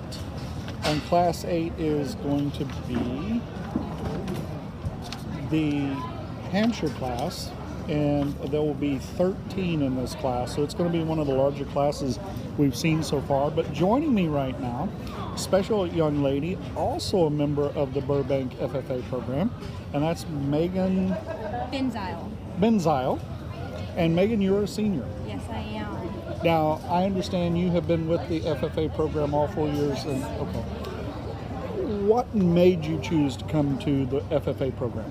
Well, I've always been around agriculture. We have a family ranch out in Blanco. My father is an ag teacher, so growing up I was around the FFA program, and I had the experience to see what it could do, and I decided that's what I wanted to do. I wanted to build myself as a person. So, your family has a ranch. Yes. You've been around animals all your life. Yes. Why a pig? It was something new. It was something different. I've always showed Angora goats. That's what we've had my entire life. Pigs is something different. Burbank happens to have the breeding program on campus, so I had the opportunity to see the full, I guess you say, life cycle of an animal, of a pig. So I got to watch pigs being AI'd, and then the fairing out, and then raising them. Okay. Well, we're going to talk about that in a minute, but so you raise Angora goats. Yes. Were you going to the show in Kerrville? I was, yes. Unfortunately, with the pandemic, that show is not going to be happening. But let's talk about that, because 3 days ago, on Wednesday, we had the Market Goat Show. A change in trends. 20 years ago, you couldn't throw a rock somewhere, especially Blanco, Rock Springs, that area of the country, that you couldn't hit an Angora. Shrinking market. How does that make you feel as a rancher? It's tough. It is, like I said, I've been around my entire life. I hate to see the industry seem like it's dying, but I think we have grown some over the last few years. I know personally, I've helped several students from the San Antonio area raise their own goats and show them at other shows, such as the Hill Country District and the San Antonio show. Why Angoras? Why not the meat goat? Personally, I always found them so interesting. And then my father did not want me going into a market show right away, because as a sophomore I did my first market pig. I cried like a baby. I won't deny that. So now, Megan, one of the issues facing your other industry, the Angora goats, who shares them? What do you mean by that? So it's harder and harder to find somebody to come. Shear. I'm Yes, sorry, my yes. fault. We actually have someone out from Rock Springs come out. I'm trying to learn myself. I did try in July. We definitely need to work on it. We need to work on it. How many goats do you have? Show-wise, we started with about 80, and we shrunk down to, I believe, 39 just recently. So, and then we have some personal ones at the ranch. I believe there's about 20 out there. Okay. So definitely can get it done in a day. Yes. So you talk about the breeding program at Burbank FFA. I think you hit on the fact that as an exhibitor, you actually get to see your animal through all stages. Did you breed one of the animals that you've shown? My freshman year, I donated back my Duroc gilt, and the next year as a sophomore, I did get to show her here at Fair County, and I just thought it was so amazing personally, because like her mother, she placed second in the market show and placed, I believe, 10th in the breeding show, and then when I brought her name was Regina. I brought Regina back, the new one. She placed second in the market show and 8th in the breeding. So it was so incredible to see how I saw her basically fair out and then grow up and showed her here, and it was just an amazing experience. Now, what happened to Regina? I believe I named them both Regina. We had Regina 1 and Regina 2. Regina 1 had a couple more sets of pigs, and then Regina 2 we also ferreted out. Okay. So then they have returned to the program. I think we have recently got rid of them to expand our genetics. But what I'm saying is they had been returned to the program. Yes. So there were some of your classmates and younger classmates that got to benefit from the animal that you had. Yes. Do you know of other programs in visiting with friends on the show circuit and that same phenomenon happens? I have not come across one. So how important is FFA to students? I could talk all day about that. I'm currently my chapter president and a district officer, so I believe it just really grows you as a person, grows you as a leader. It teaches you so many different things, such as responsibility, teamwork. I mean, you could just go on and on and on about it. So If I had to ask what were the top 3 benefits, what would you give me? A family aspect, leadership, and responsibility. Getting ready to graduate, where are you heading? I have been accepted into Texas A&M University, College Station. Okay. What are you going to pursue? Animal science. Okay. What lessons will you take from FFA out? Well, I believe I don't want to say I have a greater benefit than some of my future classmates, but because I was at Burbank and we had that breeding program, going into the animal science pathway, I will have, I feel like, a jump compared to everyone else because I have raised pigs and I have all this information compared to some other people. But if I go to Burbank, but I'm not interested in raising animals after I graduate, should I still be a part of the FFA program? Of course. Why? Again, there's so many different leadership opportunities. I've been to several different leadership conferences. I was selected to go to the Washington Leadership Conference, and there they really taught you about your purpose and what you can do to help other people, just how we can benefit together as a community. And there's just so many different leadership aspects that you could pursue through FFA. So what advice would you give a freshman coming in? It may seem a little different, it may seem a little weird, it may seem out there, but I promise if you join FFA and join the agriculture program, you will benefit drastically. And when you say benefit drastically, give me a couple of specifics. I mean, personally, I've been in other CATE classes, I've been in business, I've been in health science. It doesn't give you the same opportunity as the agriculture and FFA program does. You have more of a responsibility because, like for Burbank, we have these animals on the campus, so we can go out and do hands-on activities.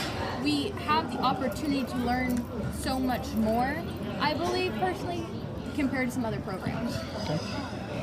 Well, good luck. How did you finish? 7th. So you made the sale? Yes. Congratulations. And remind everybody why next Saturday, January 9th, is so important. We have the Auction of Champions. You have the chance to sell your picture at the auction. And that's your paycheck Yes. for at least 6 months of hard work. Yes. What are you hoping your paycheck is going to be like? A lot. So if you're interested in coming out and supporting students like Megan and other students from across the Bexar County area, come out to the premium auction next Saturday, January 9th, Blue Bonnet Palace. It starts at 11. Buyer registration is at 10. If you're interested in being a buyer, if you're interested in supporting any of these young people, go to the Bexar County Junior Livestock Show website, click on their tab and sign up. Megan, congratulations. Thank you for taking your time to visit with us.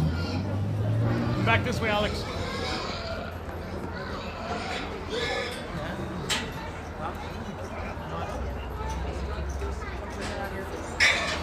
Keep coming, Alex. This way, Alex. Keep coming. Keep coming. Keep head up, Alex. Head up, Alex. Brush him. Brush him. Brush him right now. Brush him, because he's going to look at all these pigs right now, so you need to brush him. Brush him. Brush him. I tell you to move, move, okay? Brush him. Brush him. You're good right now, Alex. So far, you've made it through, okay? Keep brushing.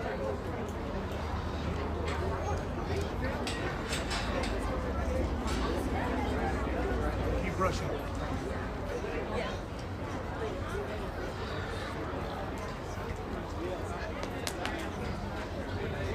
You're doing good right there. You're doing good, okay?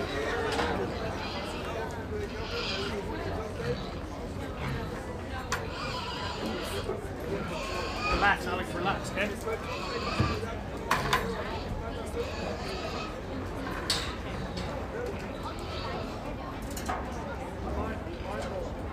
Come right back to me again, Alex.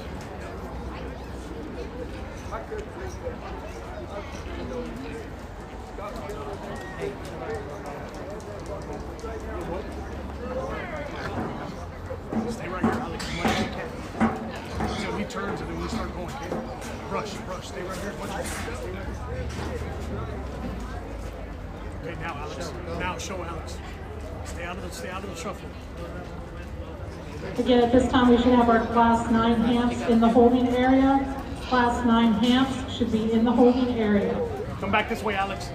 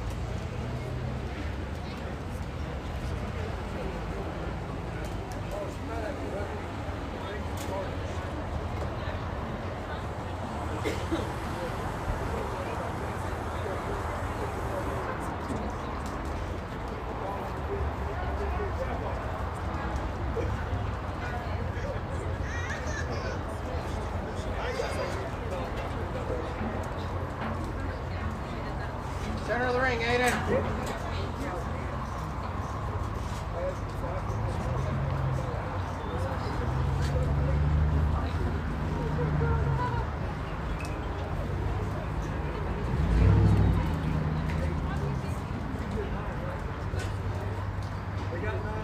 Center of the ring, Aiden.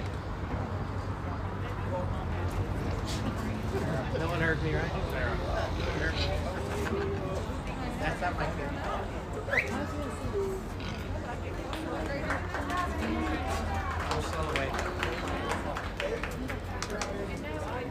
Oh, you're okay.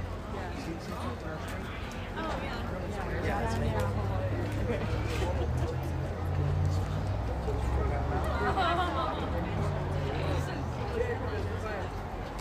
Now we don't have space.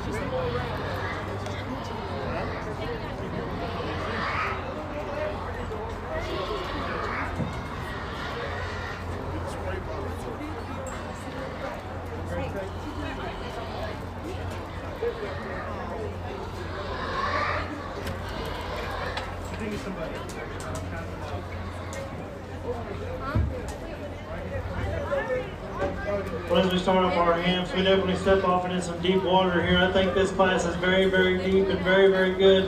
And I think as you start breaking it down, the young ladies that wins this class does so because that one's just the fault-free hog in this class. That one's got width, that one's got rib, that one's got muscle, that one handles his feet and his legs very, very good. He still balances and drives. He's a heads-up, tall shoulder barrel. Really nice one there to win this class. Young man that comes in second is built a lot like him. One that's heads up, big chested, big back, thick-ended type of hog. You step in behind the hogs and you watch him drive away. He'll start throwing his legs outside his skeleton ever so slightly. Just want to rein him and pull him back in there ever so slightly. That's getting awfully critical of a very nice hog there. Young ladies that lands in 3, a thin made, round rib, huge back one that's big and stout out of his hip. He's one that's maybe not quite as out there in terms of his look up front, but you love the genuineness of that hog, you love the squareness, and you love the power. Young man's that comes next is built a lot the same. Square, stout, good kind of show barrel. One that just gets a little off in terms of his look, maybe not quite as out there, and turning freaky ahead of his blades, but man, that one's got a big engine, and he gets and he grabs, and he does good out here on the dirt. Young man's that comes next hit me hard when that one came out from the back because that's a stout skull, huge back, huge hip one, it's massive legged. He's just a little too out there for me. He's pushed out the point of his shoulder. He's a little rounder in terms of his hip, and he doesn't blend his pieces as good as those ones that win that class. But man, that one's stout. Man, that one's power. Young ladies that comes next, I gave this one a hard look when that gilt first came in because I love that one's look.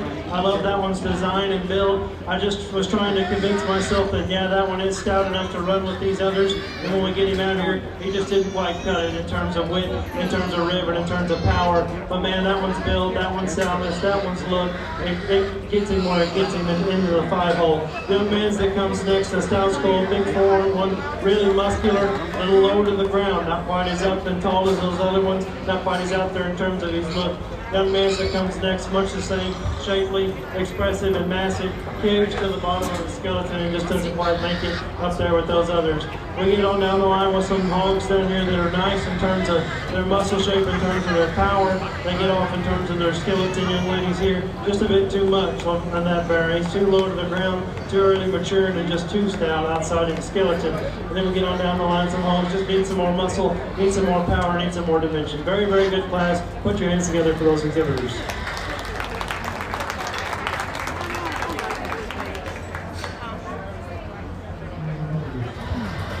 Okay. So they're about to bring on that? Yes.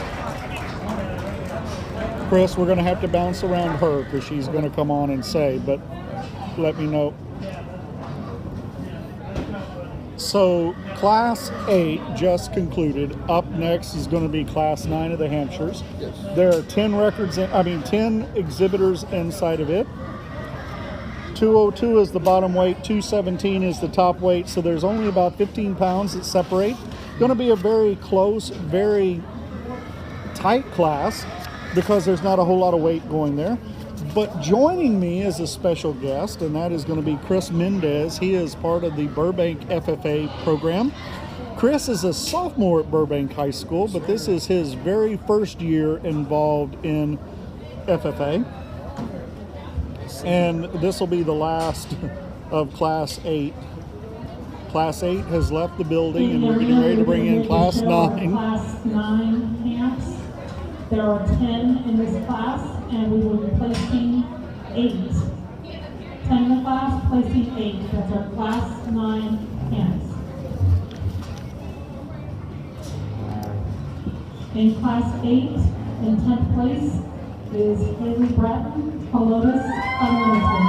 9th place, Darius Comos, Helotus. There's been a lot of great pigs out here so 8th far. place, Very Samir big pigs.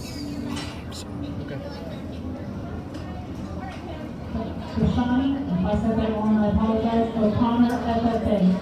7th place, Raul Guerrero, East Central FFA. 6th place, Alexandra Christian, O'Connor FFA. 5th place, Aiden Tuttle, O'Connor FFA. 4th place, Mason Lima, East Central FFA. 3rd place, Josie Johnson, East Central FFA. 2nd place, Austin Wolf, Kirby 4H. And in 1st place, Mackenzie Mendoza, East Central FFA. Congratulations. Okay, so we're back with Chris Mendez, a member of the FFA program at Burbank High School. So Chris, I know you're a sophomore, first year in the FFA program. Yes. But then start having class 10 camps. Start making your way to the holding area, please. Class 10 camps. If you could start making your way to the holding area, please. So Chris, why did you choose to become part of the FFA? Well, I chose to become part of FFA because I wanted to try something new. There must be, at the end of the show, a 4-H leader or an FFA ag teacher that will fill out the intent to sale. Don't forget that. If you don't have an ag teacher or something here, you must read the rules. It says the intent to sale. You must have that going at the end, or there will be a default. Okay, we're going to try this again. So you were telling us why you chose to be a part of the FFA. Yes, I chose to be a part of FFA at Burbank because I thought it was a great opportunity to join the program because it teaches you a lot about responsibility and a lot of other traits that people will need growing up in the future. So I think that being FFA has taught me a lot of things, and especially the staff at Burbank has helped me a lot there. And just being with Lola, my pig, just guiding me, basically taught me about life skills that I need in the future. So, like I said, I got a lot of benefits out of it, and I'd like to do it again. So, Chris, when you came to Burbank High School Yes. as a freshman, did you think you would be raising a pig? Well, my family raised a pig, and right now I didn't really have time to raise a pig in freshman because I had a lot of classes going on. But next year I wanted to raise one because, you know, I wanted to learn new things, like I said, and I thought it was a really great opportunity that I actually got the chance to actually raise one. So when I got the chance, I took it and I wanted to raise a pig. Now, did you buy your pig from Burbank High School? Yes, I did. Okay, so you actually bought it from their breeding program, and we're going to talk about that in a minute, okay? But you just mentioned that as a freshman you had a lot of classes, and of course you're having to get used to being in high school versus junior high, so it's a different time. Do you think FFA has taught you how to manage your time better? It actually has, because since I'm an athlete as well, so going in the morning and going to go feed my pig and actually after practice, so I mean I really had to have a schedule going and I had a plan, so I would actually go on that schedule, and after every practice I'll go and feed her. So what sport do you play? I played football. You played football, okay. And then I also played baseball, but since everything was pushed back, I actually had to manage with football. Mm-hmm. So that's when I really had to, you know, get a right. routine going. Football season was a little different. Normally it would have been in August, Yes. and you really didn't get to start until almost September, and you kept going. Yes. I assume you're going to do baseball this year. Yes, sir. So you've got your classwork, Yes. you've got your athletics, Yes, sir. and you're raising a pig. Yes. How does it feel knowing that you have a life that depends on you? Well, like I said again, we had to put our shoes like a pig, you know, because if without us, we can't really, the pig needs us, you know what I'm saying? So, I mean, we had to actually help the pig, and by us helping him, I guess it really just builds character, and it actually helps us a lot. Does it feel a little overwhelming to know that you're responsible for another's life? Because if you don't feed the pig, pig doesn't eat. Yeah, I mean, I get you there. I mean, that's actually a huge factor, but at the end of the day, you have to go because you chose your responsibility, and that's your job to go and feed her. So if I'm hearing you correctly, FFA really stresses responsibility. You made a commitment, you're responsible for finishing that commitment, Yes, right? Yes, but it depends on how we actually handle it, because if you have a schedule going on and you already know what to do, then you're good to go, you know. But I mean, you have to be organized, and you have to know what you have to do in order to take care of pig. So does FFA help you become organized? Yes, it is. Yes, it is. So now, are you going to be part of the parliamentary team, or are you doing other activities besides raising a pig? Well, I mean, I'm doing school clubs as well. Okay. But I mean, I still have to show her in the San Antonio Stockshow, so I'm looking forward to that. But right now, I'm basically just gonna keep on doing what I'm doing, make sure she's walking, and fix on things that I should do. So when the San Antonio Stockshow comes, then I'll be ready to go. So your pig's name is? Lola. Lolo? Yes. So you're going to have Lolo for at least another month and a half? So how much time do you spend with Lolo a day? Hours. I'd probably say like around 6 hours. around there, because I walk her 30 to an hour every day, because, you know, I have to get her cardio in and make sure she balances out her weight. So, yeah, I mean, I spend a lot of time with her. So it's almost like you're a trainer. You're having to figure out how to build the muscle, how to make it all work out, how to keep her from, you know, getting the double chin and you know, the wrong figure, keeping it all together. Yes. So if you had friends that were saying, should I be a part of any program at Burbank, what would you recommend? I'll recommend FFA or any program that they're interested in, because if they get in the program, they can learn a lot of life skills, like I said, and I think that it basically has opened up a lot of opportunities for them. So, I mean, it's a great choice in whatever they want to be in. So now, what do you think is going to happen to Lolo at the end of this? Well, hopefully, since I placed, hopefully we can get a good auction out of her, or if not, then like I said, I'll keep on training her and feeding her and make sure she gets strong and make sure she's ready to go whenever other stock show we may have. Okay. And let's talk about that. So next Saturday, you made the sale, did you not? The sale? Yes. Did you make the sale next Saturday? Yes, I do. Okay, so you placed high enough to be in the sale next Saturday. Yes. Next Saturday is the way for the community to give you a paycheck, isn't it? Yes, sir. Why is that important? That is important because, like I said, we've been raising Lola a lot of time. We put a lot of time and effort into raising this pig, so either if it's a big amount or not, you know, I'm just gonna make sure that she gets the best offer and see if we can get a good offer from there. But not only that, you put in a lot of money as far as feed, yes, other care.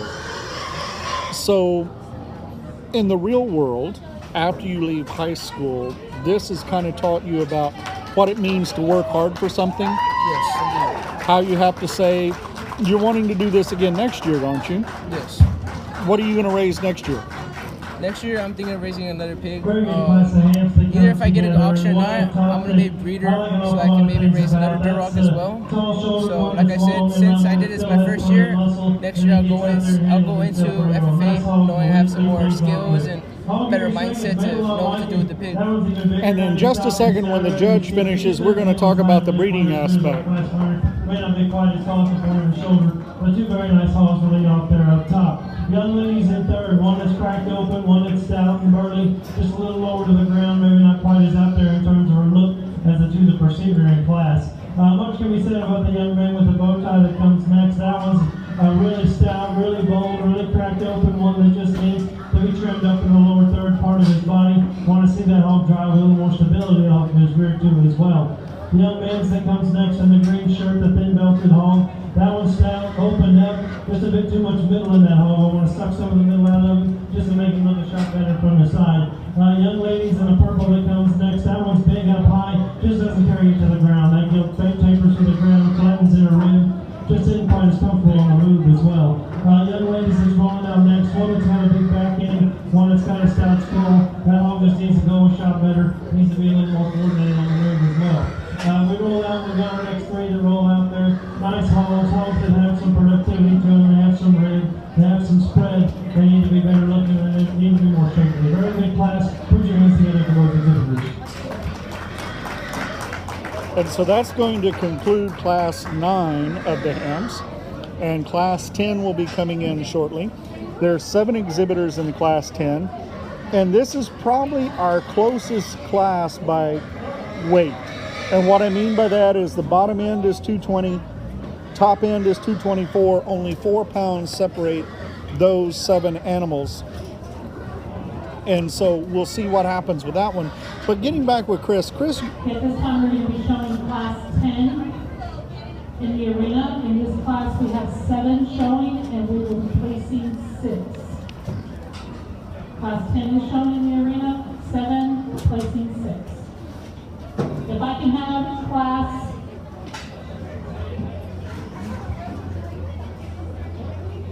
11 start bringing your way to the holding area with the hams. Class 11 hams, if you can start bringing around to the holding ring.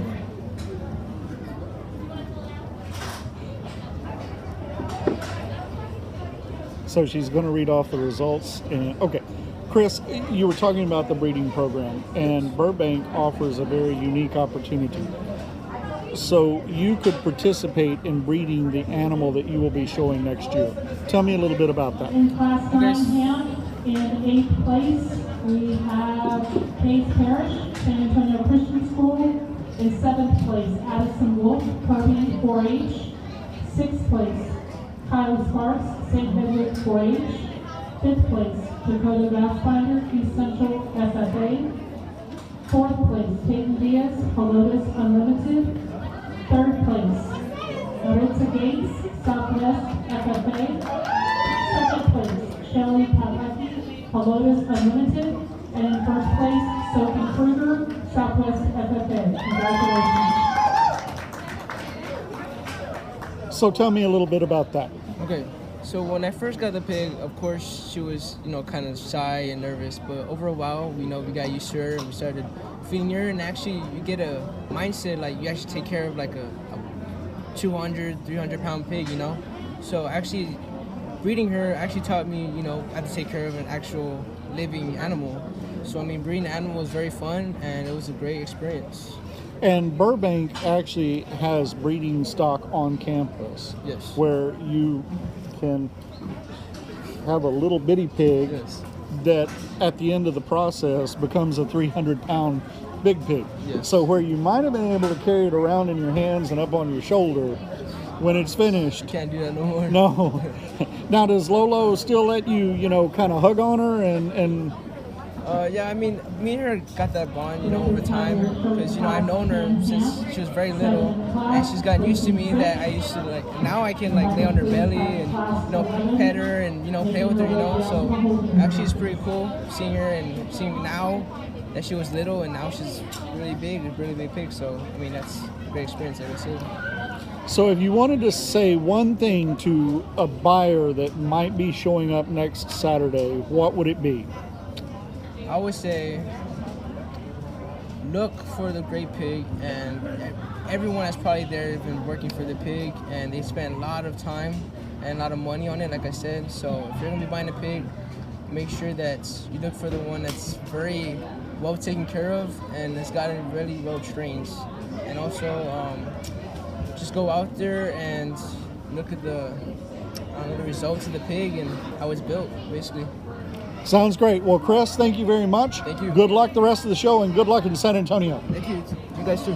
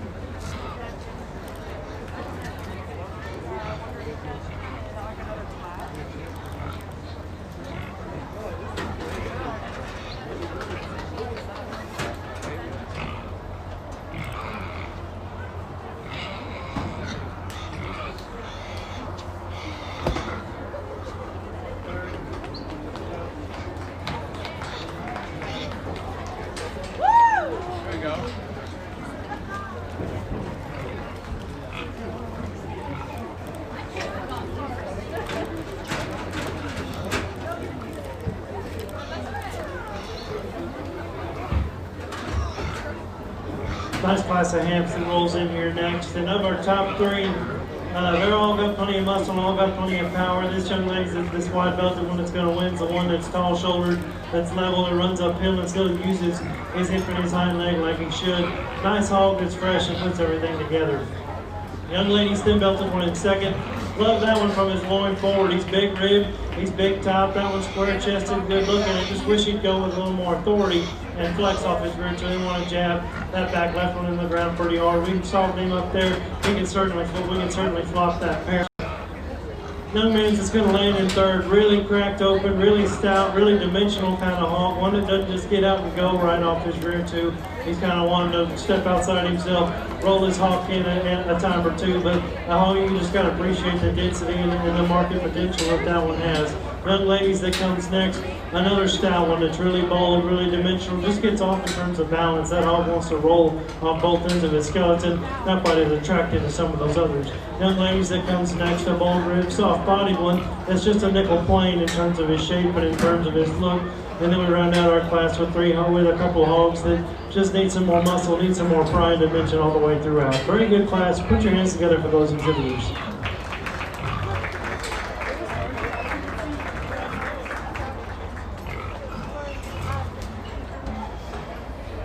At this time we should have in the holding arena class 11 hams ready for show. There are 6 in the class and we will be placing 5. In class 10 ham, in 6th place is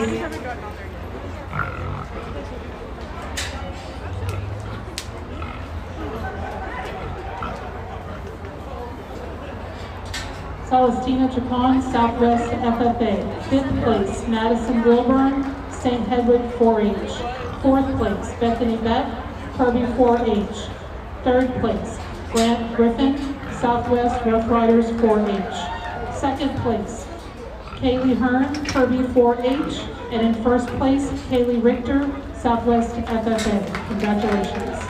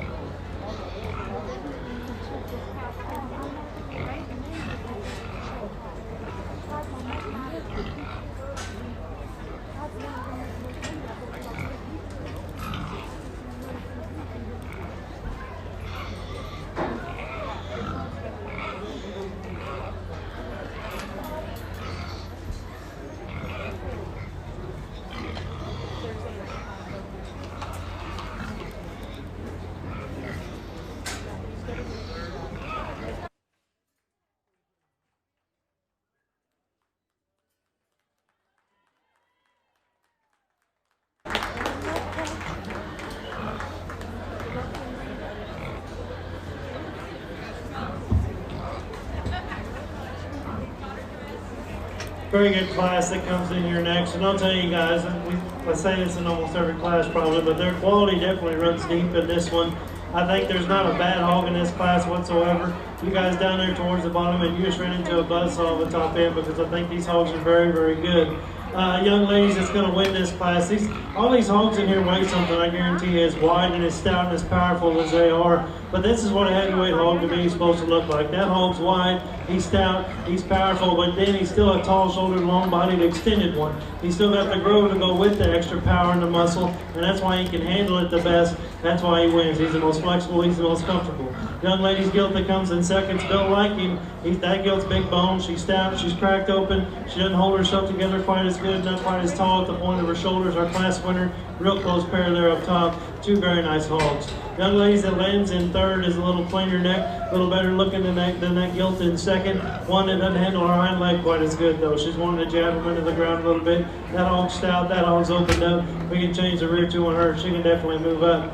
Young man's that comes next, I love this gilt when she walked in, just because she's stout cold. She's so big in her form and her blade and her back. I just gotta see her go better off her rear too. She's a little shorter and steeper out of her hip. She'll want to drive up in her top at times. Want to suck a little bit of that middle out of her as well, make her a little more streamlined. Very, very good hog there that lands where she does. Young ladies that comes next, that solid black, wide-legged one. That one's really big middle, really got some spread and some dimension. That one just a bit plainer in terms of her look. It's a little easy, and that one's fine when he gets to going. And the young ladies that rounds out our class, one that's got width, one that's got dimension, just too much and too small of a package. Very, very good class. Put your hands together for all those exhibitors. If I can have class 12 white OPB start coming into the holding area, please. Class 12 white OPB, if you can start coming into the holding area, please. In our class 11 HAMP, in 5th place, we have Kendra Blanford, St. Hedwig 4-H. 4th place, Jaden Adams, East Central FFA. 3rd place, Caitlin Castro, Helotus Unlimited. 2nd place, Annalie Schultz, East Central FFA. And in 1st place, Callie Yerford, Southwest FFA. Congratulations.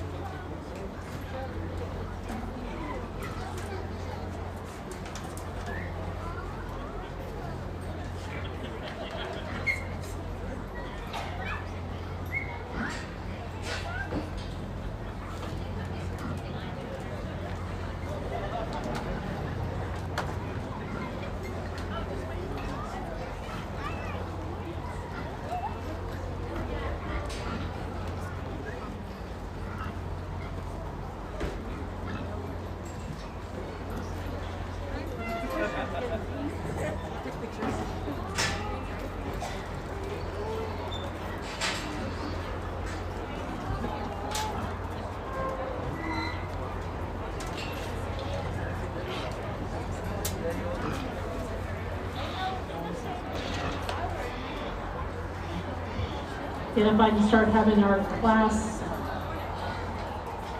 12 white OPBs coming into the holding area, please.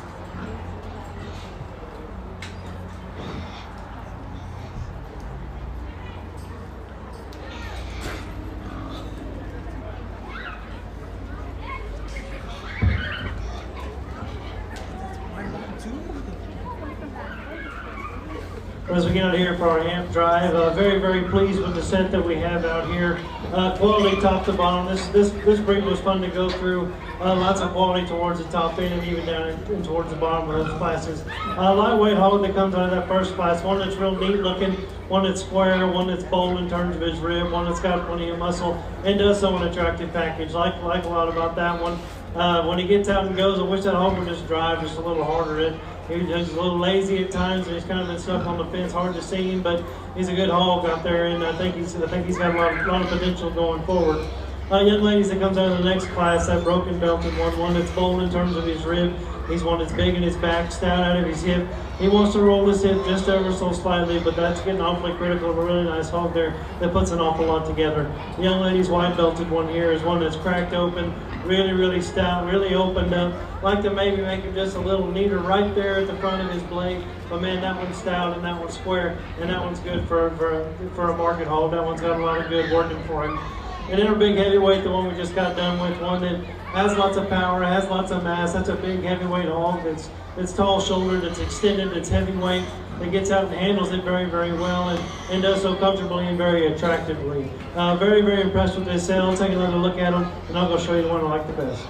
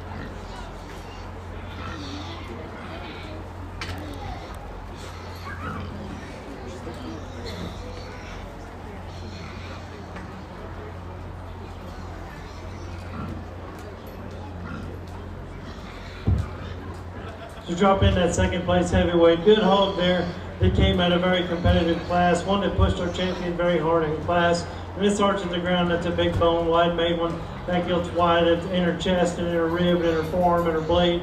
And she still handles it very well. Maybe not quite as out there in terms of her look as our champion, but a very, very good hog there nonetheless. I think it gets awfully close out here. I think there's another one that pushed our champion exceptionally hard. One that's just a good dense hog that's hard to knock a hole in. One that's got the least amount of flaws. Following our champion, young lady second place heavyweight is going to be a reserve.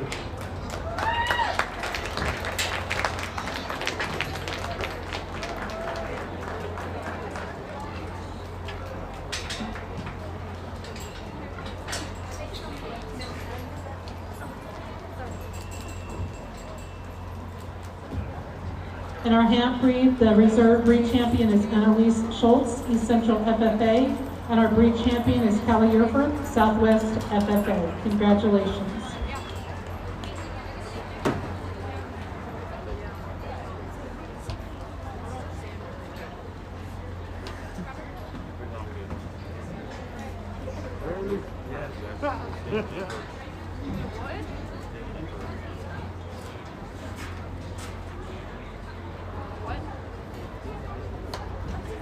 At this time, we're getting ready to show our white OPBs. This is one class of 11, and we are placing 9 of the 11.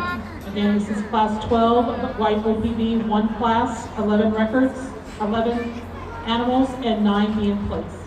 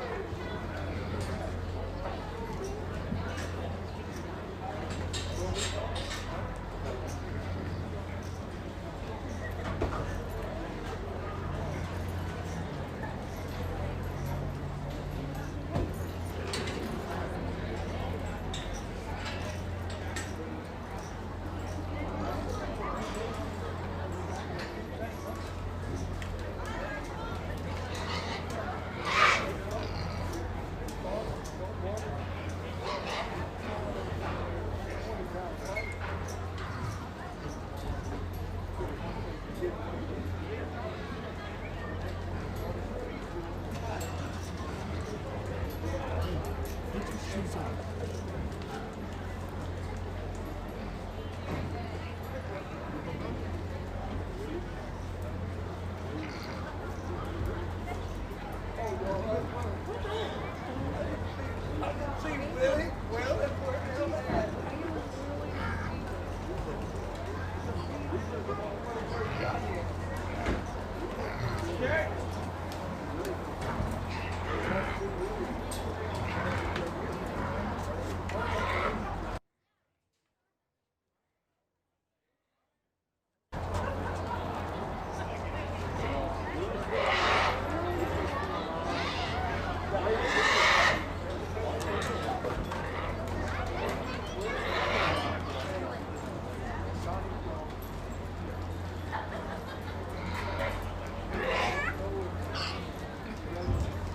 If I can start having our class 13 Yorks making your way into the holding area, please.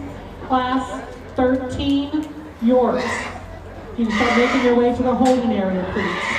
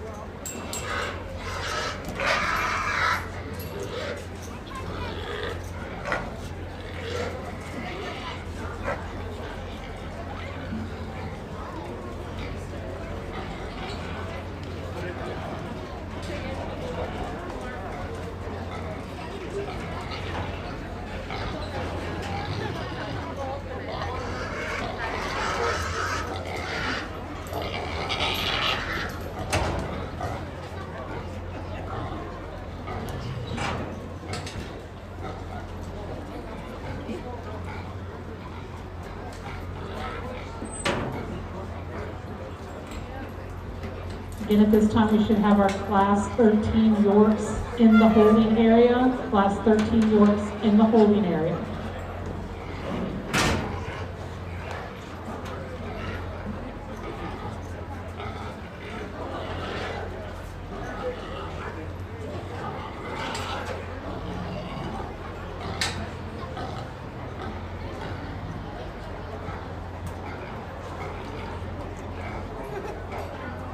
Just a reminder, we do have a concession back here, back behind the announcing booth. If anyone's looking for a snack, there's some nachos, chips, some other things. If you're hungry, there is a concession back there.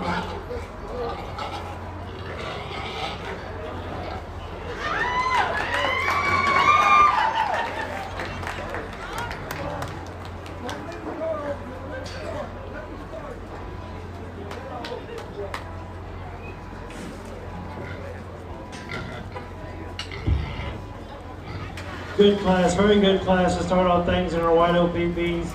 Young lady's going to win this class. Just the totals hogs in this class. Just a good, complete kind of hog. The hog's got width, rib, soundness, and she puts it all together in an attractive package. You can still get out and move. Young man's here in second. Man, I like that hog, but it just can't get a good look at her out here. That thing is wide. She's square. She's bold. She's sound. Just got to get them shown, and unfortunately, it didn't happen here today. That's why she lands what she does. Like that hog a bunch. Just got to get them shown. Young ladies that lands in third, a good basic kind of bear that's got a rib, one that's got muscle, one that just doesn't have quite the look and quite the extension of the two in front of her. Young ladies in the pink, that one's really, really stout, really cracked open type of bear, just too low to the ground for me. Wants to push out in his elbow, not quite as big, not quite as extended as those that preceded him in class. Ones that come out next, those gills are long, they're extended. They got some shape. They need to be a little better off their rear two. Young ladies in the red there. I want to see that one go away with a notch more width from behind into her reach and plant a little better off of her rear two. We get on down the line some hogs that have some length, have some extension, maybe don't have just quite the sheer muscle shape, power, and expression those at the top end did. Very good class. Put your hands together for those exhibitors.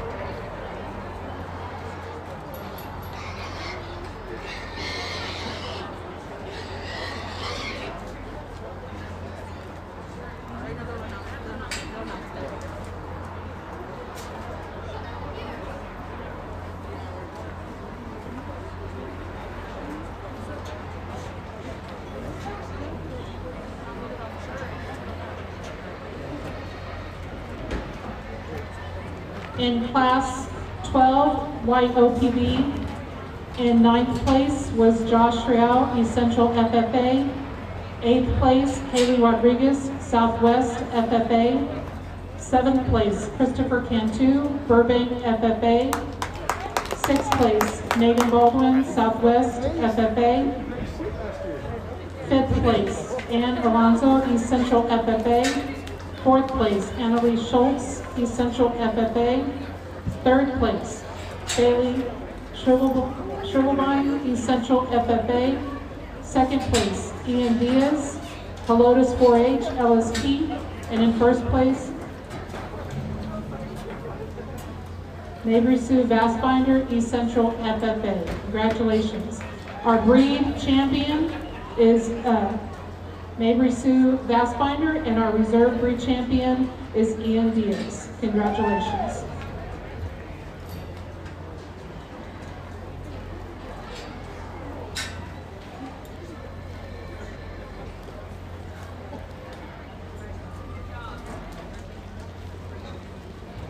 We are getting ready to show our Class 13 York.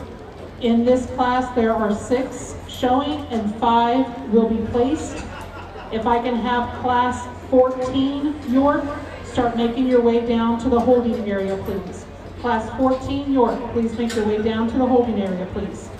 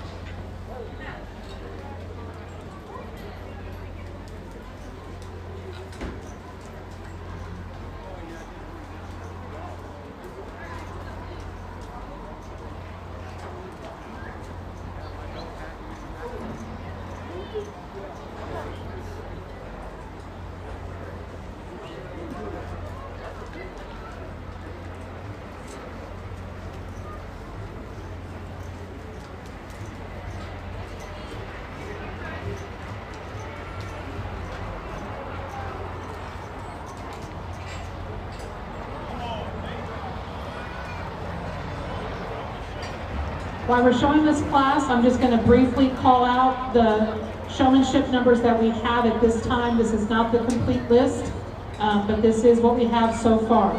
Junior, 145, 130, 135, 123, 120, 111, 141, and 132.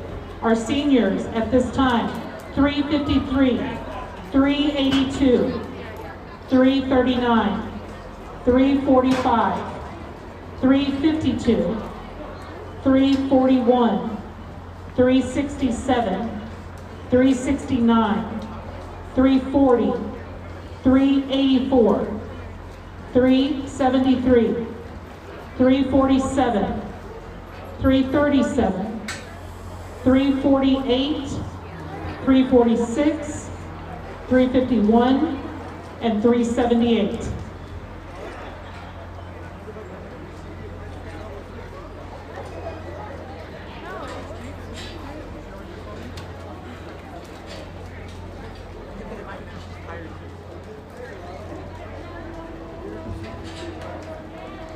Just a quick reminder, the concession stand will be closing. He is marking everything down to $1. Soda, chips, candy, nachos. If you are wanting a snack, everything is $1 till it's all gone.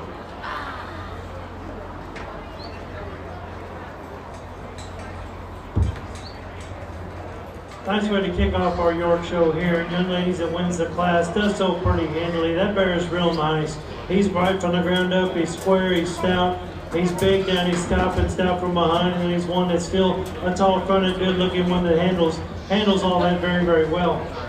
That's where the bear in second runs into trouble, because that's a stout skull, big-chested, big-formed one. It's really, really shapely and powerful. That hog's just got to go better. He's more up and down at the angle to his blade. Doesn't want to drive as comfortable off of his rear tube. Young lady's gilt that lands in third is more comfortable on the move. That gilt's bolder in her rib and muscular. She just doesn't want to balance up quite as good, not quite as out there in terms of her look, in my opinion. I wish she had a shot more bone to set down on the surface with. Young man's that's going to come out next. One that's super stout, really, really opened up. One that's just a little too low to the ground. That one's a little early pattern, a little quicker maturing. We just need to lengthen that one out, stretch him out, smooth him out everywhere. The two young ladies that round out our class, nice hogs that are productive and sound, just need more width, rib, and muscle all the way throughout. Very good class. Put your hands together for those exhibitors. Okay, again, at this time in the holding area, we should have class 14 Yorks in the holding area getting ready to show. In class 14, we will have 6 showing and 5 will be placed.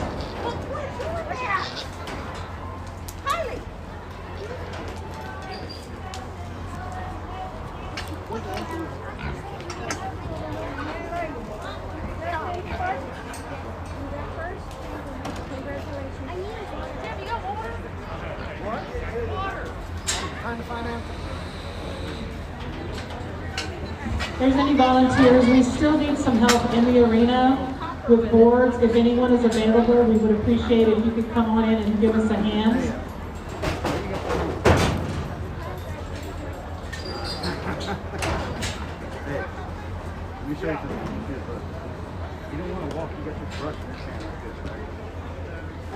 And our class 13 Yorks in 5th place, Molly Perkendall, Southwest FFA. 4th place, Wes Kruger, Southwest FFA. 3rd place, Mary West, Southside FFA. 2nd place, Addison Wolf, Kirby 4-H. And in 1st place, Kylie Sparks, East Central FFA. Congratulations. Anthony's coming.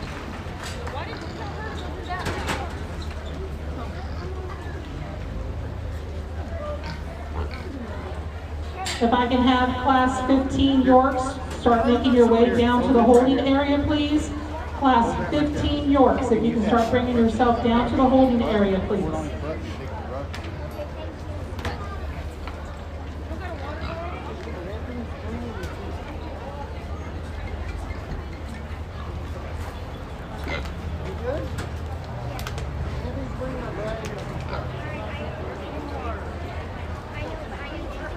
Oh, he's bringing some stuff.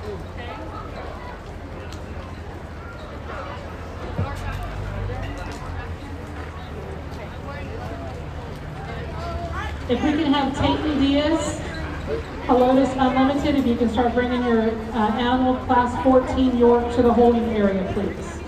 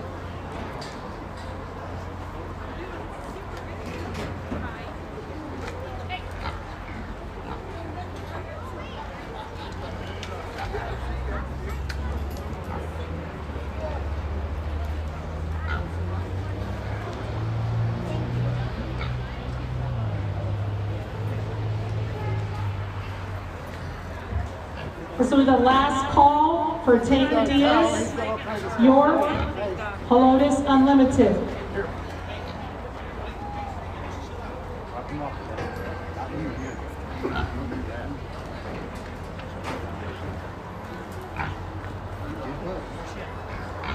We should have our class 15 Yorks in the holding area or coming to the area. Class 15 Yorks should be coming to the holding area. We are showing in the arena at this time, class 14, showing 6, placing 5.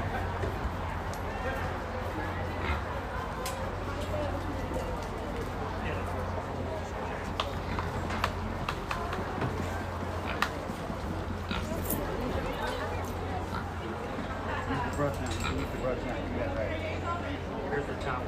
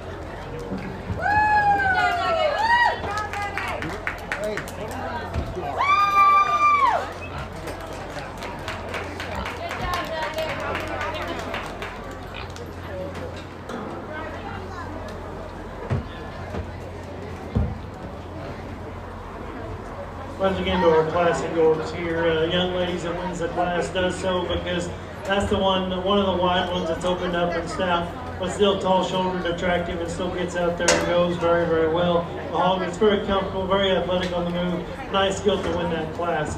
Young man that slides into seconds, a dense, wide-made, bolt-bodied one that's got a lot of power working from his skull all the way out from his hip. He's one that gets a little shorter out of his hip, wants to drive into the ground just a nickel harder. Maybe not quite as clean ahead of his blades as that class winner, but a nice hog. Lands there in 2. Young man's in 3rd. One that's maybe a little.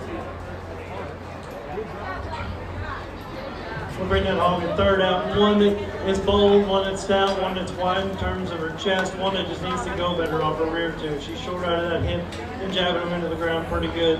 I need to see that one go a little better off her rear too to rise up in class. Young man's that comes next. A shapely, expressive one that just doesn't quite blend as good as those other ones. You need to fatten that one up and smooth that gilt up and watch her go just a little better off her rear too. Young man's that comes out next. A nice bear that's long and extended, just a nickel plain in terms of his muscle shape and in terms of his look. Young man's that rounds out our class. A gilt that just gets a little narrower down low and a little plainer in terms of her overall look, and you can see that one go a little better off her rear too. Very good class. Put your hands together for those exhibitors.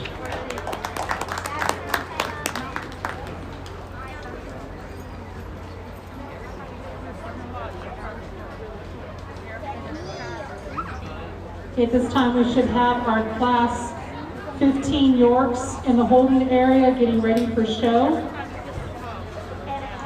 Class 15, we are showing 7 and placing 6. In class 14 York, in 5th place, we had Ethan Tapia, Kirby 4H. 4th place, Clark Griffin, Southwest Rough Riders 4H. 3rd place, Robert Robinson, East Central FFA.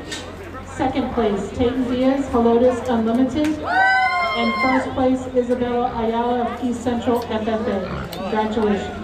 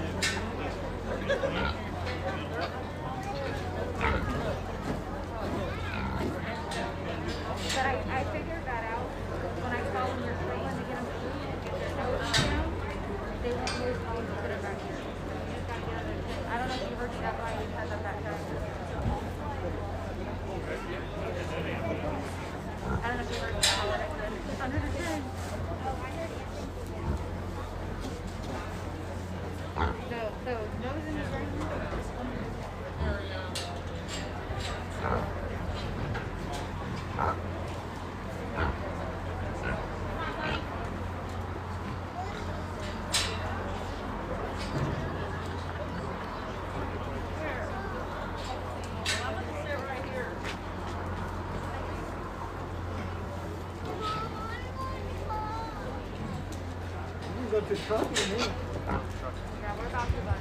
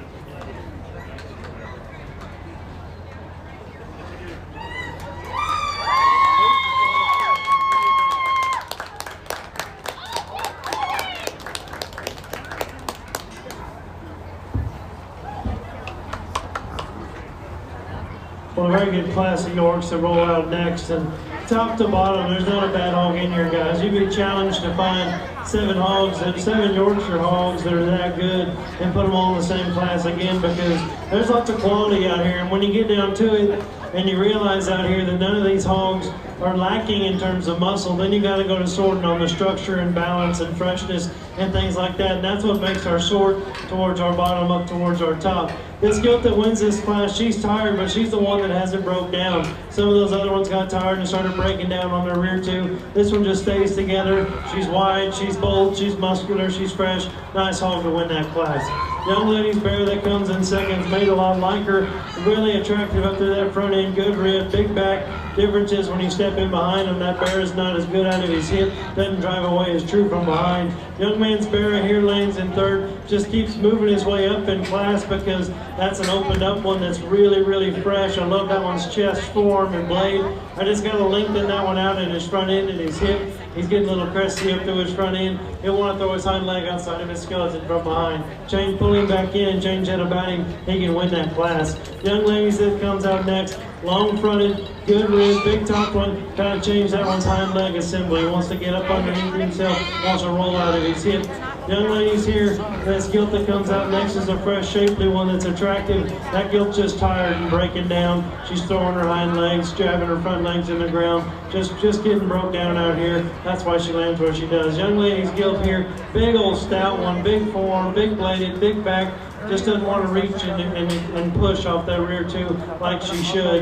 And the young ladies that rounds out our class, much of the same. One that's hind legs just not quite right. She'll cave to the base of her skeleton as well. Good class. Put your hands together for those exhibitors. If I can have class 16 crosses start making your way to the holding area, please. Class 16 crosses. If you can start making your way to the holding area, please.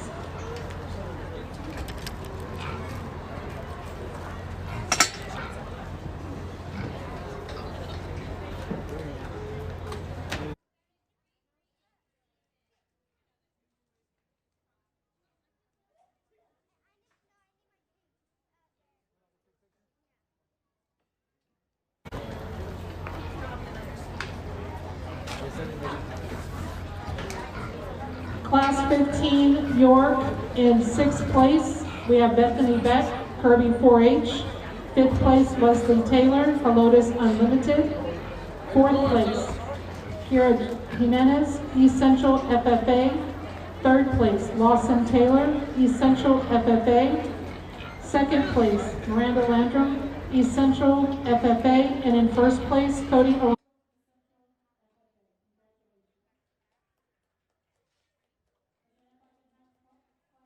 16 crosses making their way to the holding area, please.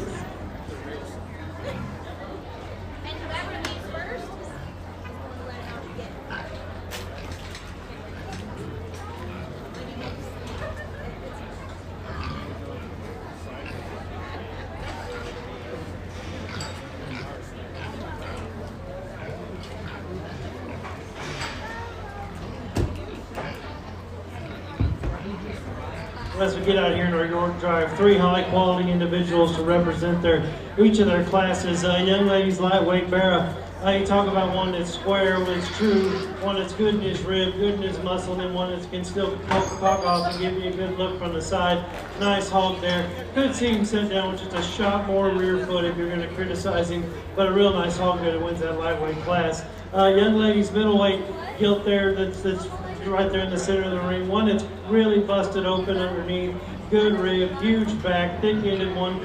She'll go to short stepping every now and then off her rear too, but that's an awfully nice gilt there that wins that middleweight class. And then our heavyweight, we just talked about one that just won that class because that was the complete one, the one that was muscular, the one that was stout, but could still handle it. Even when that gilt gets tired, her hind legs still go in the same direction. She's still driving, she's still comfortable. Real good set out here. I think there's one that just suits me in terms of making them right from the ground up, in terms of being square, true, smooth, and having a good show bearer look up, having attractive. That lady's lightweight bear is going to be attractive.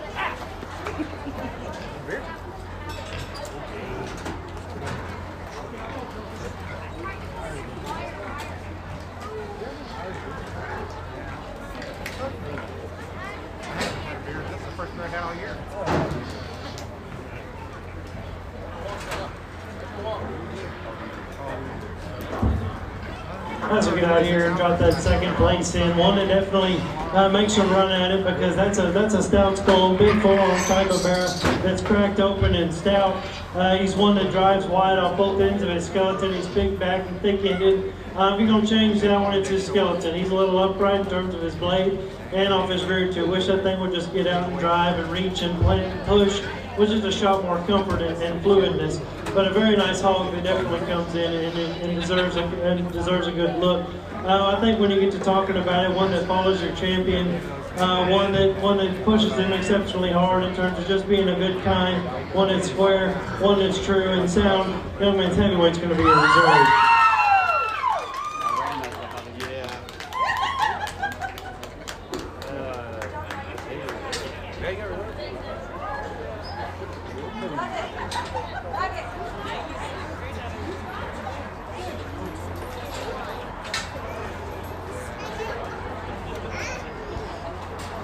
Okay, at this time in the holding area, we should have our Class 16 crosses ready for the arena. There are 12 being shown in this class. 10 will be placed. In our York division, our breed champion is Kylie Sparks, Essential FFA, and reserve breed champion is Cody Alonso, Essential FFA. Congratulations.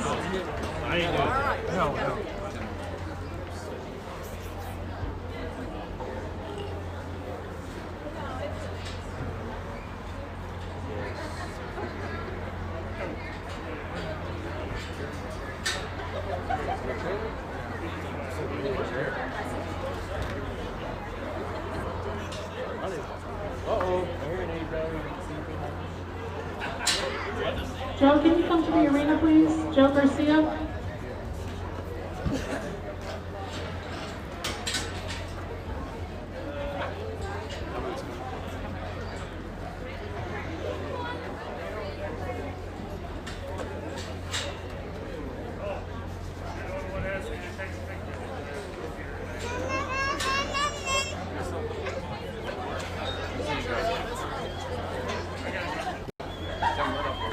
Relax, bud. Relax.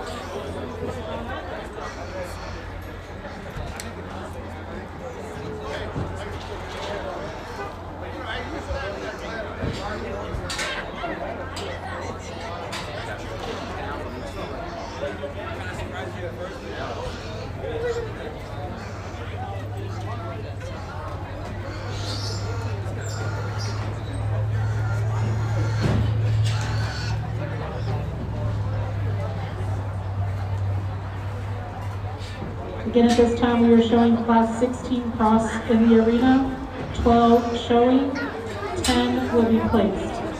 I can start having our Class 17 crosses, if you can start bringing those into the holding area. Class 17 crosses.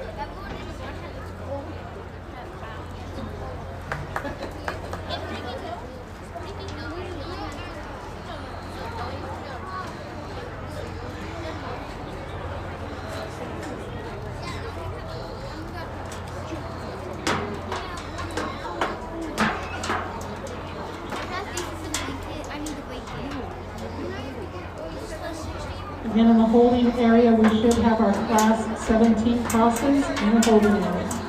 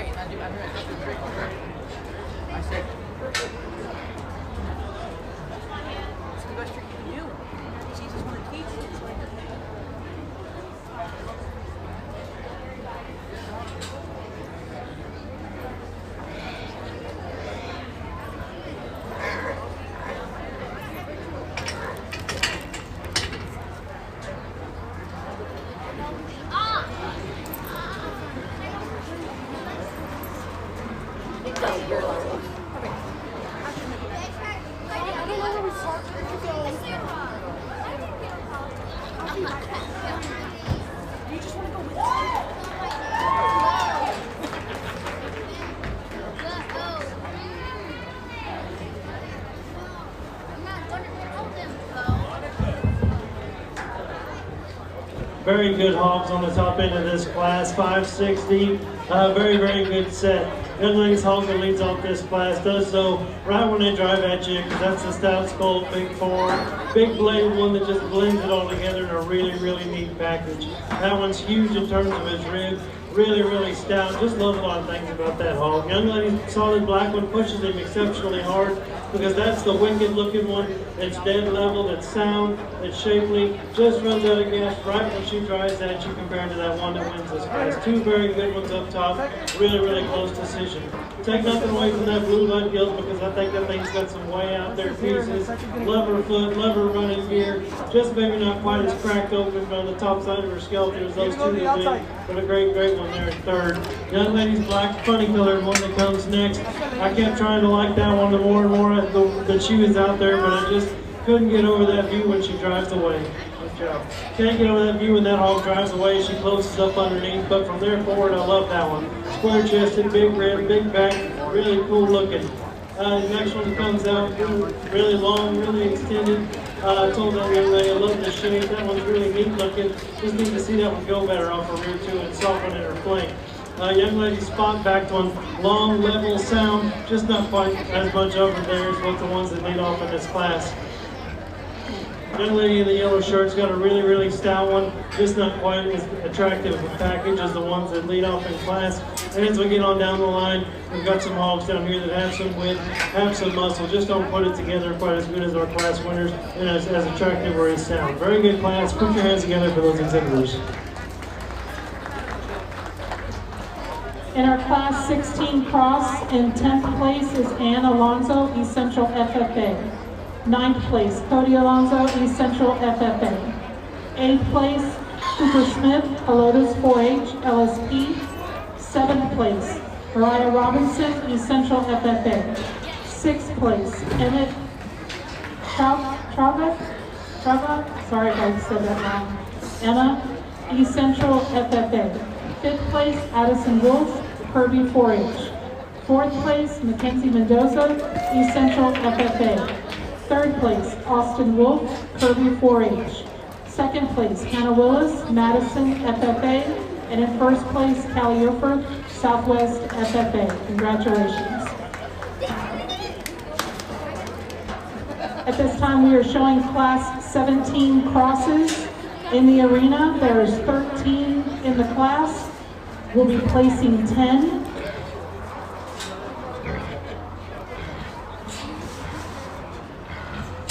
Hey, relaxer.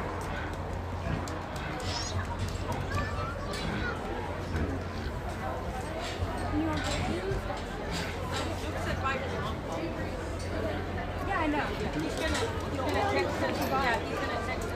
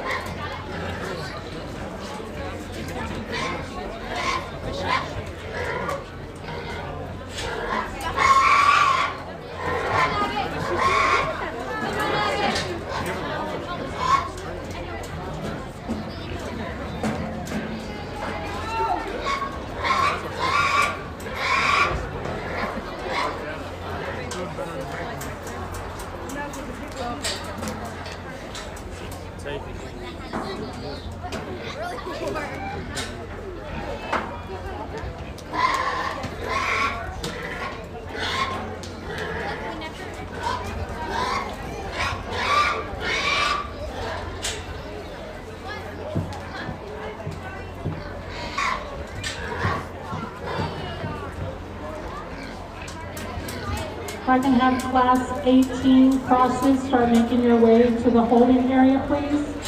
Class 18 crosses, if you can start making your way to the holding area, please.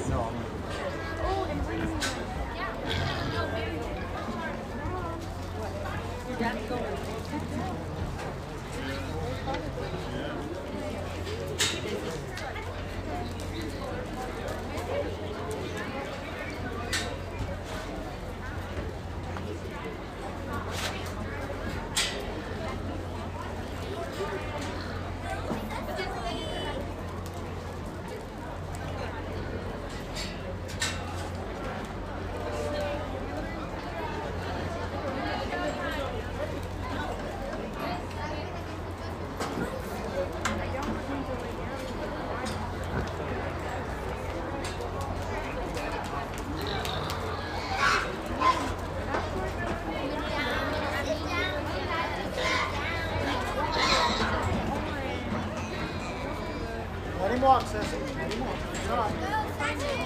Let him walk. Take a deep breath. Smile. You're doing good.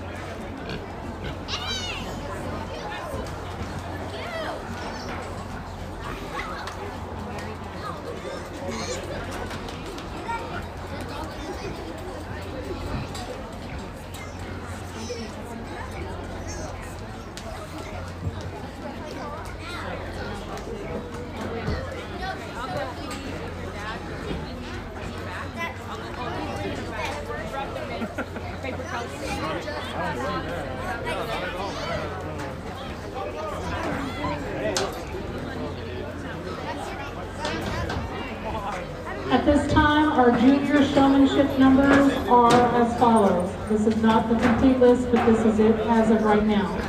Junior showmanship, 145, 130, 135, 123, 120, 111, 141, and 132.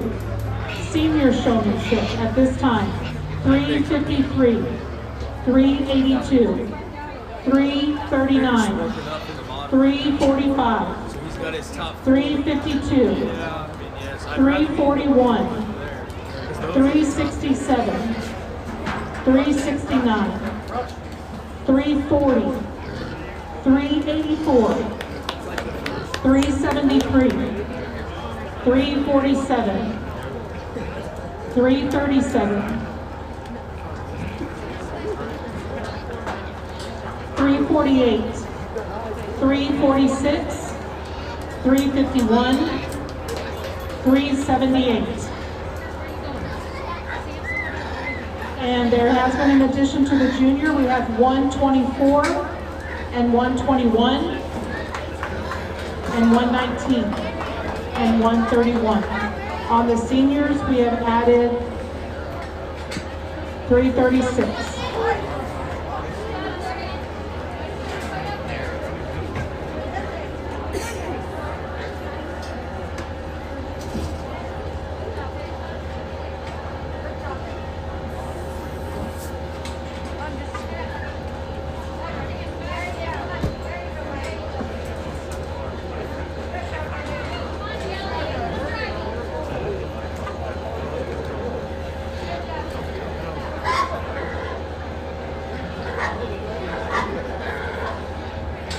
There was a debit card found of Vanessa Libram. It's up here at the announcement booth. Vanessa Libram, Wells Fargo debit card.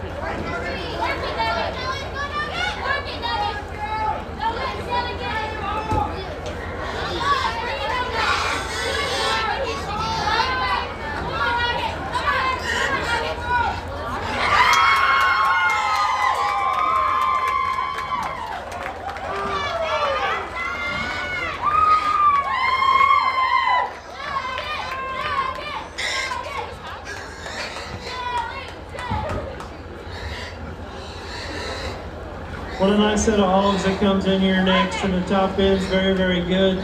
Young ladies, white Belgian woman's gonna win.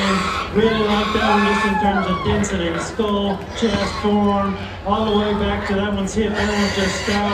And he handles these things for a while, and he's still out there motoring, still out there handling, flexing. Nice hog that wins that class. Young man's blue one that comes next. Love that thing from his blades back. That one's big backed, he's shapely, he's attractive. When he drives when he drives right at you, he's not as opened up, he's not as big in his form, and his foot is the wins it's the one that wins the class, but a very nice hog lands there in 2. Young ladies in 3rd, one that's made a lot like the one that wins the class. That one's bold, that one's opened up, that one's really big-legged. He just doesn't want to get out there and go as good. Little rounder out of his hip, doesn't want to put it together quite as good as that one that leads off the class. Young lady there in the blue shirt, one that's got a gilt that's really long, really extended, really shapely and expressive. One that just doesn't quite put it all together quite as good as our class winners. Gets a little off on his really too long in that gilt out here. The louder she squeals and the more her hind leg steps outside itself. I can talk about the young lady in 3rd, stout, opened up, cracked open, short hip, little rounder there, maybe not quite as attractive up front. Young lady's blue that comes out next, really nice hog and sound and functional. Just gets a little too common in terms of its look and its muscle shape. Young lady's predominantly white, one that comes next is shapely. That one's expressive, just wants to throw that hind leg a little funny every now and then. Young lady's black one can give you an interesting read at times, one that's got some width, that's got some muscle and power. That hog wants to break behind his blades, and he wants to step outside on his front end. If we can change that about him, he can certainly move up in class as well. Young ladies here, this broken belted one that's wide, one that's bold, a little too low to the ground, little needs to be stretched out and leaned up. We get on down the line with some hogs that have some muscle, just need to be shrinked up, need to be taller fronted, more extended, and go a little better. Very good class. Put your hands together for all those exhibitors.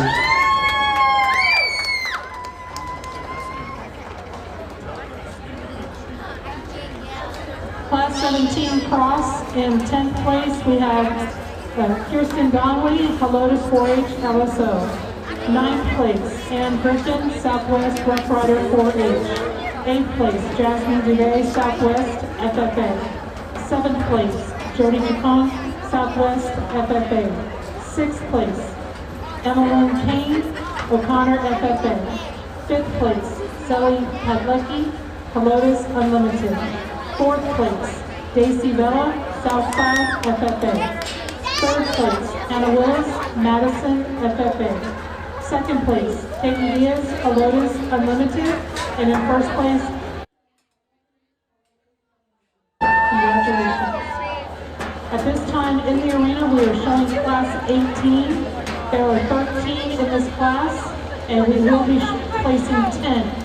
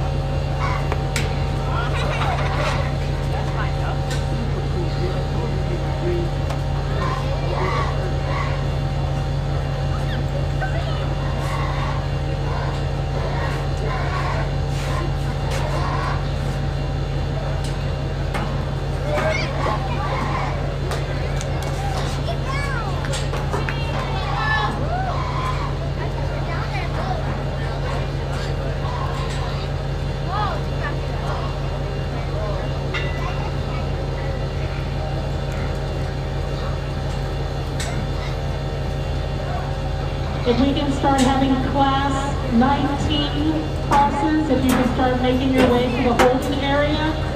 Class 19 crosses. If you can start making your way to the holding area, please.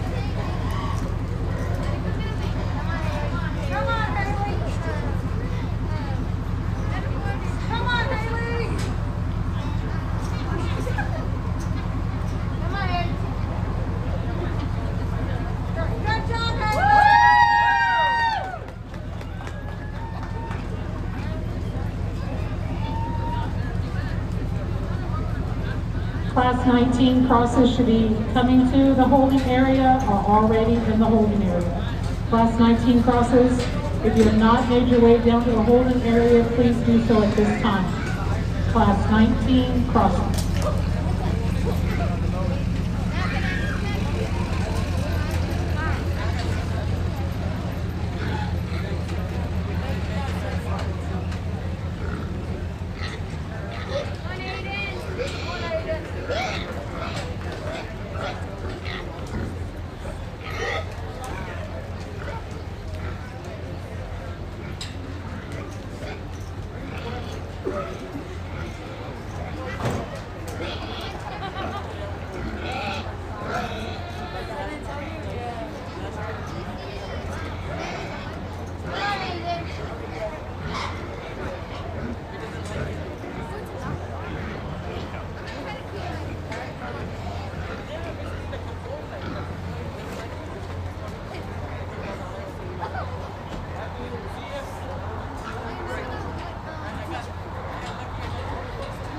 Keep going here. Set up.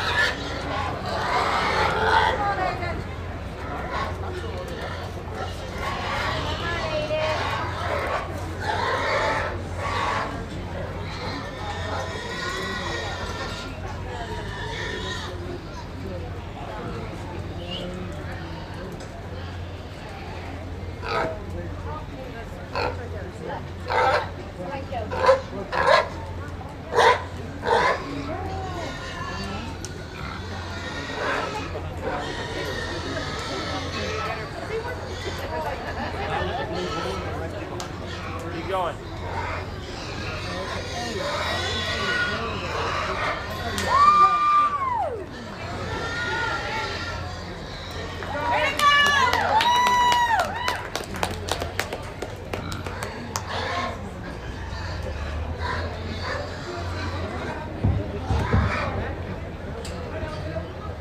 Good set of hogs that comes out next.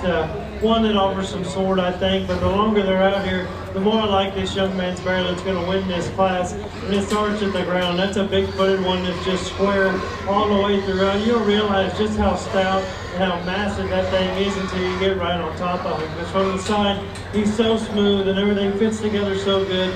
Just a nice hog, one that's awfully unique. Real nice one there to lead things off with. Young lady's gilt in second pushes him extremely hard because that one's really opened up in terms of that one's rib. Big, tough, stout, good looking.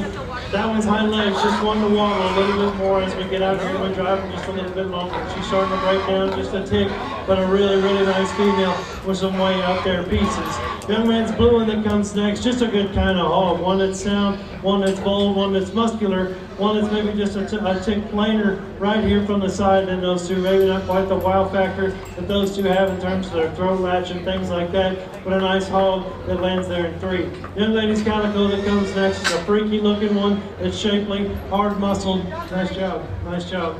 Ripped up and stout. That hog's just got to drive better off of his rear, off of her rear too. She's getting a little tight, a little wound up. If that one frees up, she can certainly move up in class. Young lady's belted one that comes next. Like I told her, I love this one on the top side of that one, skeleton, that gilt. She's really shapely, really stout. Her neck doesn't quite hook in right, and that's because her blade's a little more up and down in terms of that angle. Young man's blue one driving here, good basic kind of hog that's got shape, that's got muscle, that can get out and go, just a nickel planer all the way throughout.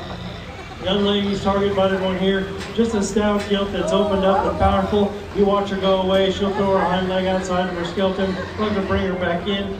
Excuse me, for her to move up in class. We get down the line some hogs here that have some muscle, have some width. They need a skeleton tweaked here and there, or a shot more body. Very, very good class. Put your hands together for all those exhibitors.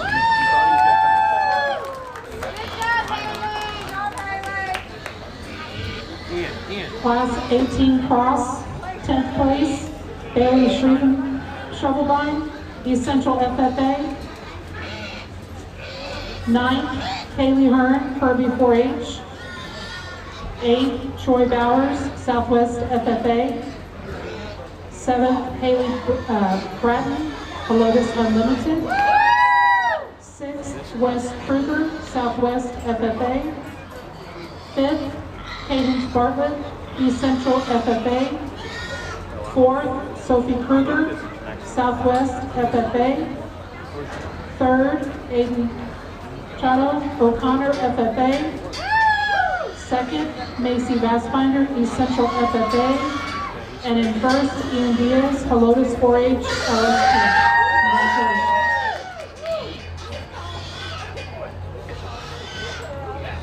At this time in the holding pen and getting ready to show in the arena is our class 19 crosses. There's 13 in this class, and we will be placing 10.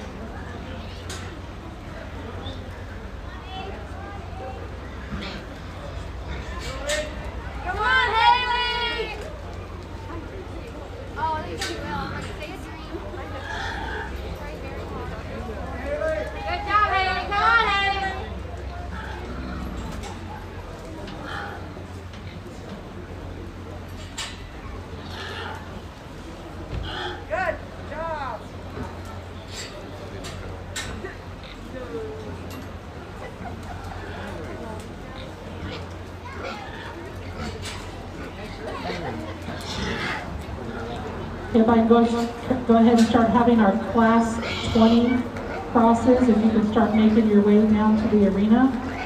Class 20 crosses. That will be the last class of this evening. Class 20 crosses, if you can start making your way down to the holding arena.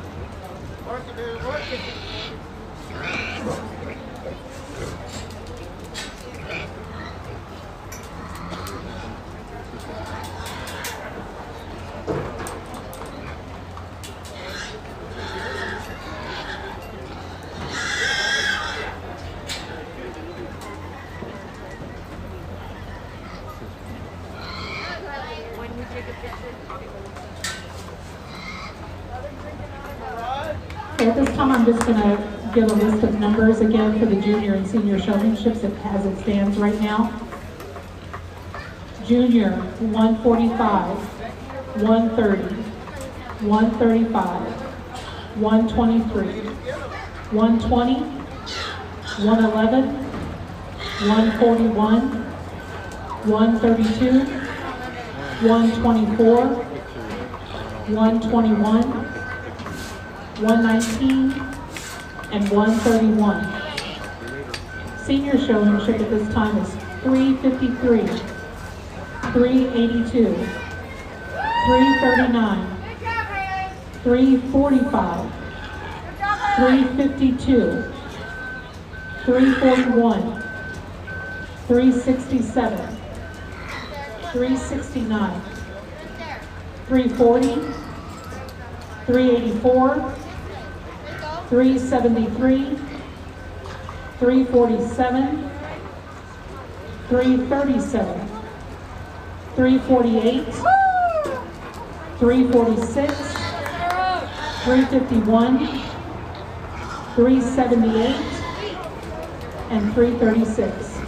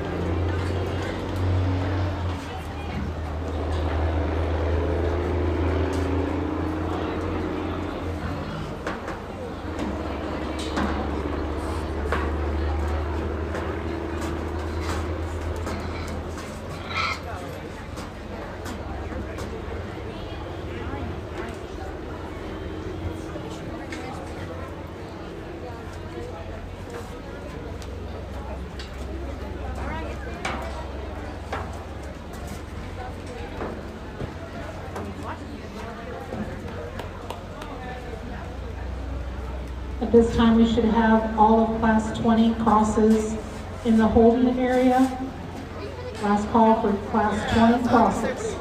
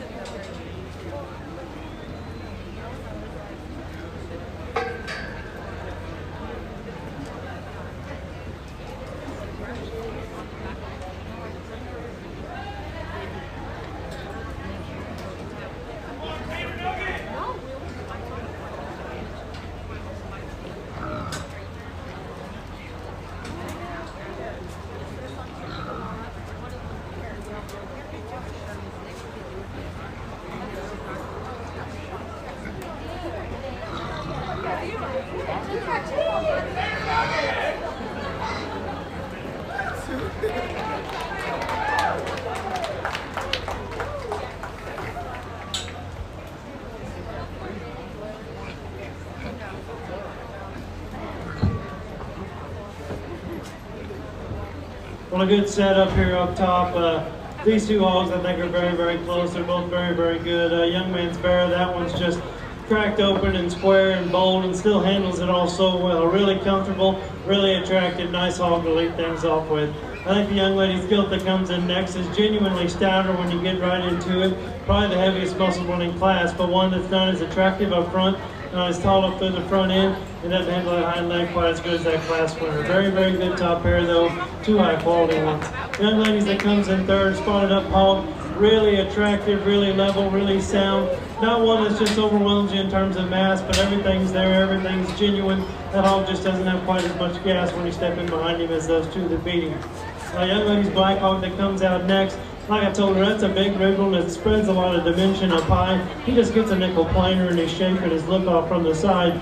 Young lady's blue one is really stout, really opened up, just too low to the ground for me. I want to be a little taller fronted, a little more extended, a little higher off the ground. Young man's got chromed up one that comes out next, super stout, probably the heaviest muscle one from behind of the entire class. That one's really opened up and powerful. With that, he gets outside himself, a little shorter and crustier about his neck. Clean that one up and bring him back in, and he can certainly move up. Young lady's belted one that comes next. One that's sound, one that's level, just a nickel planer in terms of his look. That wide belted one has got some good shape and some good expression up high. Just comes in the lower part of his skeleton. We get on down the line with some hogs that are sound, that have some body. They just need more muscle poured into them. Fix a hind leg here and there. Good set of hogs. Congratulate these exhibitors with a big round of applause.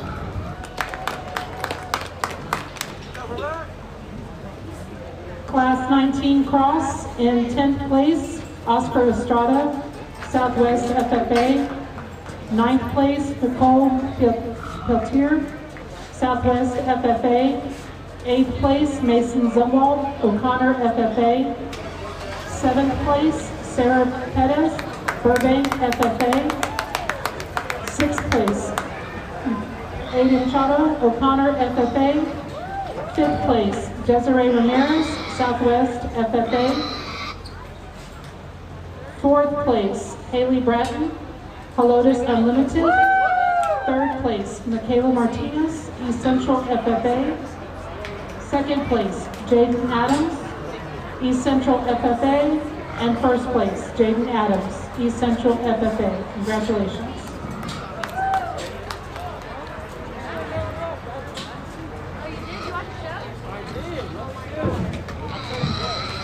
At this time in the arena, we are showing class 20. This is our last class. There are 12 in this class, and we will be placing 10. Once this class is completed, we will do the breed and reserve breed for the crosses, followed by the grand champion drive,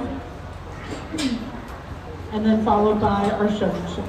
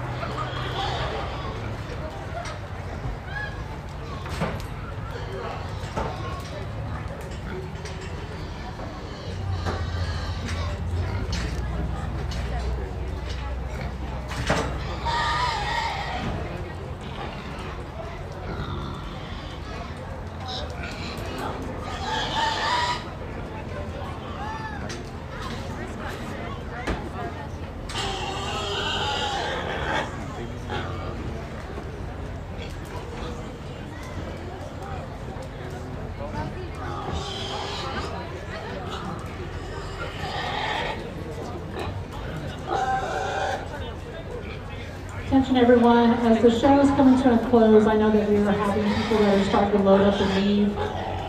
We're just asking that you please be cautious of your surroundings and look out for any children that may be out in the parking lot as you're pulling away or even backing up. We appreciate everyone coming out. We hope everyone has safe travels going home.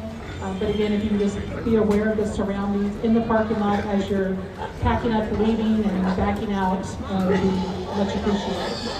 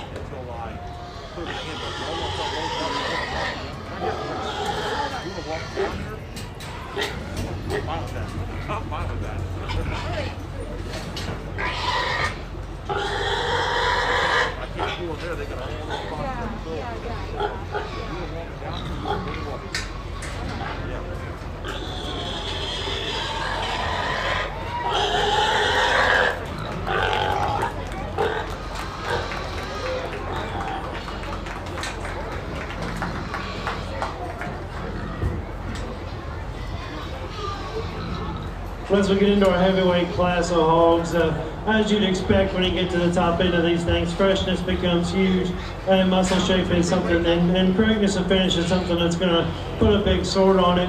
I think that epitomizes that hog that wins that belted bear. That one's just fresh, that one's stout, that one's shapely. He's tuned in, he's right in terms of his cover. He's one that handles his mass and his power very, very well when you watch him get out there and track as he covers that ring. Nice hog to win that class. Young man spotted up gilt, pushes him exceptionally hard. I love the middle part of that hog, how bold that gilt is in the rib, how big she is up high. Want to see her stay within herself from behind. She gets a little shorter up through her neck, not quite as tall shouldered as the one that wins that class, but a nice gilt lands there in 2. Young man's in 3, pushes him exceptionally hard because there is the tall fronted one that's extended, that's shapely. That one's hind leg just didn't want to work right tonight. Want to throw him just a little bit, jab him into the ground. If we can smooth that one up and that one's ham loin, that one can take it to another level as well. Young man's bluegill, one that I took a little bit to pull. I think when you get down and you study that thing, that's a nice hog that's built right from the ground up. That's good ribbed and muscular. Maybe not quite the wow factor some of these others have, but that one's dimensional, and that's a nice kind of hog. Young lady's blue masked one worked her way up from the Dead Sea, and one that is big bone, one that's shapely, maybe just planes up a nickel out here when you compare them to some of these others. Young man's black hog, shapely up high, too narrow down low, and young man spotted up one that comes out much of the same. That one's real shapely up high, long neck, just gets too narrow and concave in the lower part of their skeleton. As we get on down the line, we run into some hogs that maybe have a clip more condition than I term ideal. Some that are a little shorter, more jammed up in their front ends, just need to be lengthened out and freshened up. Very good class. Put your hands together for all those exhibitors.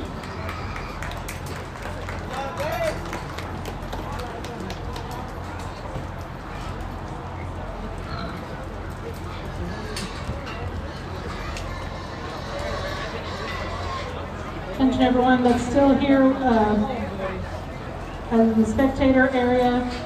We are still under COVID restrictions, so if you're not able to social distance, we're going to be without being within 6 feet of people. If you are within 6 feet, we do ask please that you do wear a face covering or a face mask due to the protocols that are set in place for us here in Bexar County.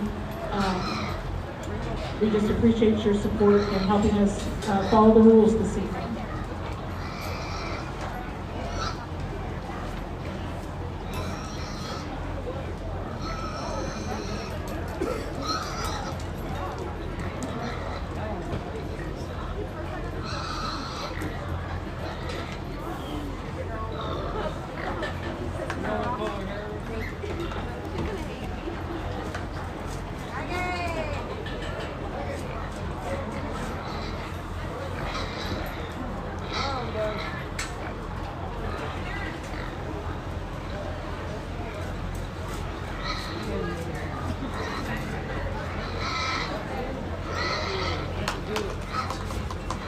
In our class 20 crosses, in 10th place we have Bethany Beck, Kirby 4-H.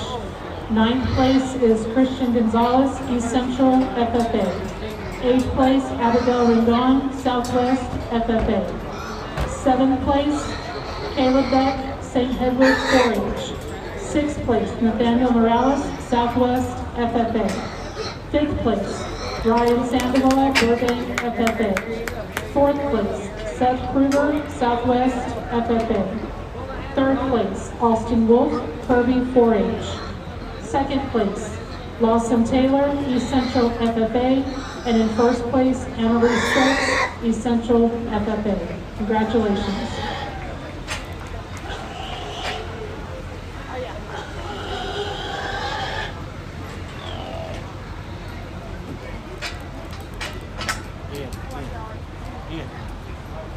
Turn him. Turn him. Go, buddy.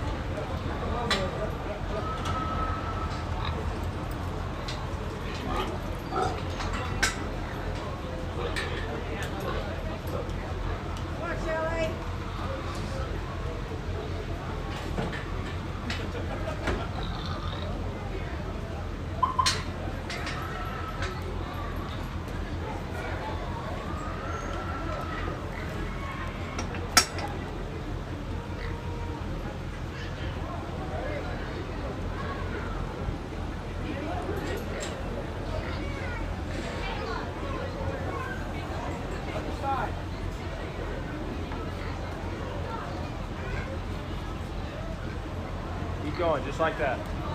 Keep going.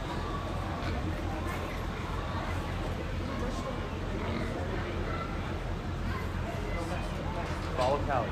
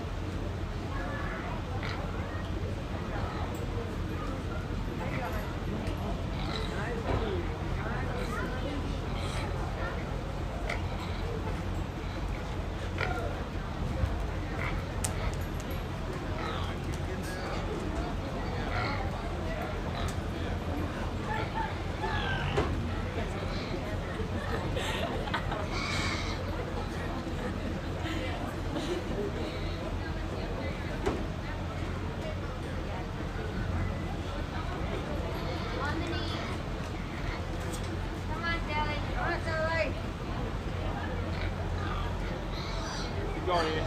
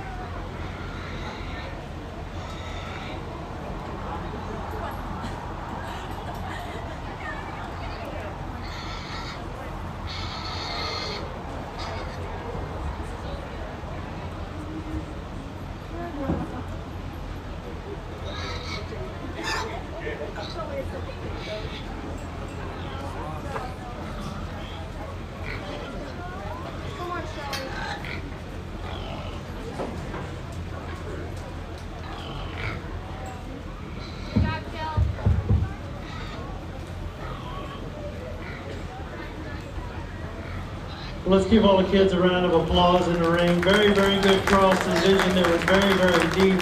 Very, very impressed with the set out here. As we get through and go looking at them, I'm not going to waste any more time than I have to. We won't go through and talk every one of them, but I think this set was exceptionally deep. I just think an awful lot of each one of these hogs out here, and it's funny, I didn't know how exactly they were going to pair up out here whenever we got out in the drive, but they all really resemble each other fairly well, and that's not just because they're all black and white. That's because they're all made right. It starts at the ground and comes up. They're square, they're bold, they're good-footed, they're stout, and they put a lot of neat things together. There's some variances in terms of how different they are in terms of their look, and just a little bit on how they handle their hip and their hind leg. But very, very good set, very deep, very, very close. I think you can go 2 or 3 different ways and definitely justify it. Just a matter of personal opinion. I'm going to take another look at them, and I'll go show you the one I like for champion. Keep going, Ian.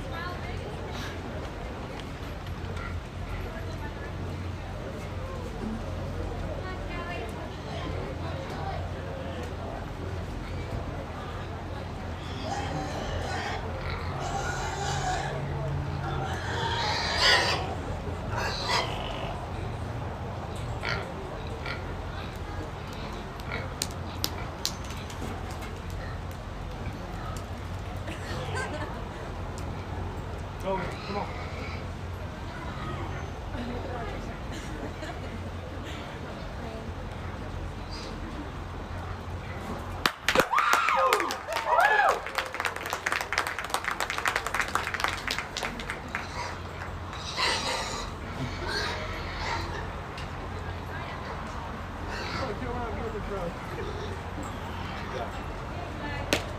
Drive it, Josh.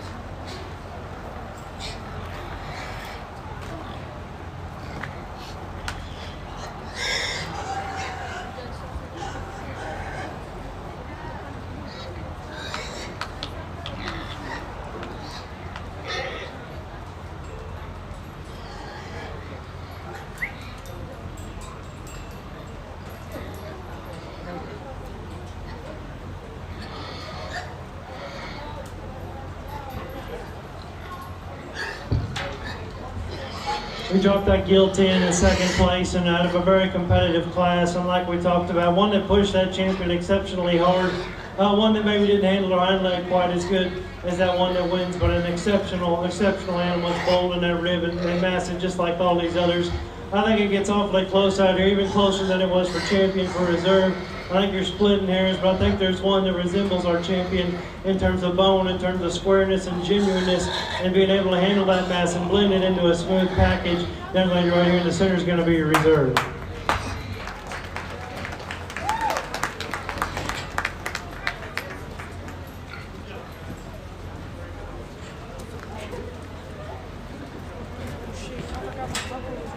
The crossbreed champion is Ian Diaz, Helotes 4-H LSP, and a reserve breed champion for cross is Callie Yerford, Southwest FFA.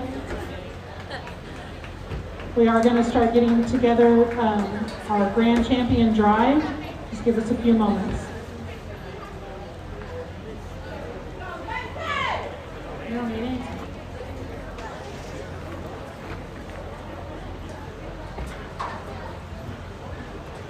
For all breeds, if you were a breed champion or a reserve breed champion, please start bringing your animals up to the holding area. All breed champions and all reserve breed champions.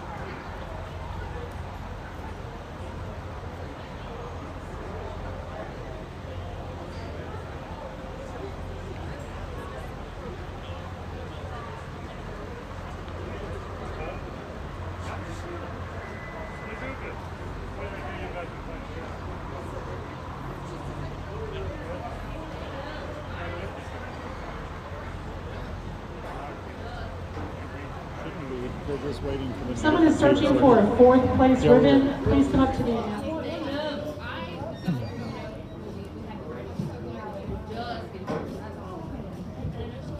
Someone is searching for a 4th place ribbon. Please come up to the announcing booth. We have that ribbon for you. Also, if anyone is missing a brush, it's a white brush. It's also up here. We're back with you, and the show is almost over. 20 classes of market pigs. Congratulations, Emaleen. Thank you.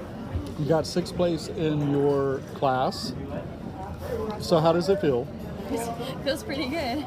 Well, my understanding is this is the first time your pig was in the ring. Yes, this is his first show, first ring. He's actually not ever walked that well in his life, so. Now, is he going to go to Gerlach or is he going to San Antonio? He's going to Gerlach, Okay. And that's going to be his last show. That'll be his last show. Are you doing San Antonio?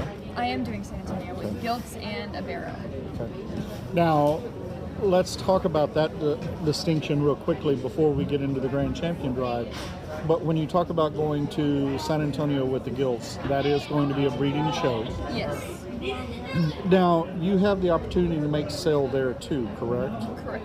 Now, is it terminal as far as the breeding show is concerned or not? It's not terminal, Okay. but if you place high enough, you'll go to auction, and I don't think you have to sell, but you get a spot in the auction, and if you don't sell, you keep it. If you do sell, you get a gift. And so everybody will know, and what's a little bit different here, at a moment we're going to have our Grand Champion Drive, and we're going to declare the Grand Champion of the show, but this is not a terminal show.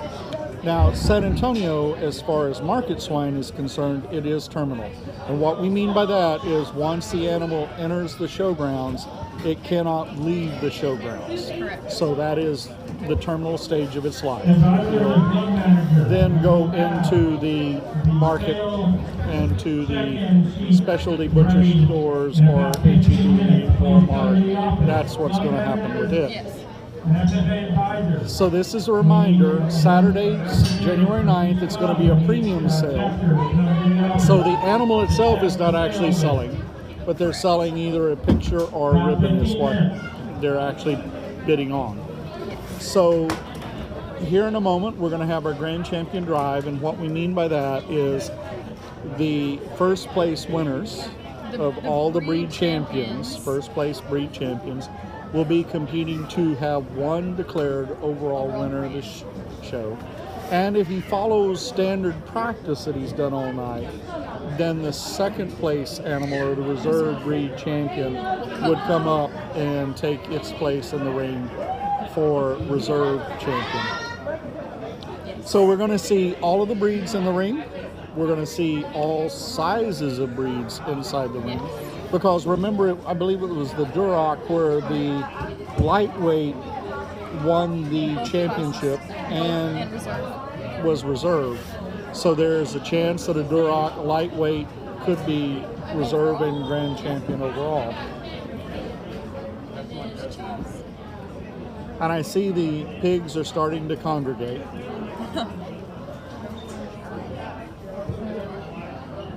I'm not quite sure. So Emaleen, help me out, because I showed lambs, obviously, and yes, we would put a blanket on them to keep them because we've taken all their wool off. But why aren't we putting a blanket on a pig? They would freak out. What we do is we use heat lamps or heaters if your trailer's that fancy, and you just put some heat on them and they'll be fine. At this temperature, since it's slowly dropped, they should be fine, and as soon as we get them in the heat, they'll be perfect.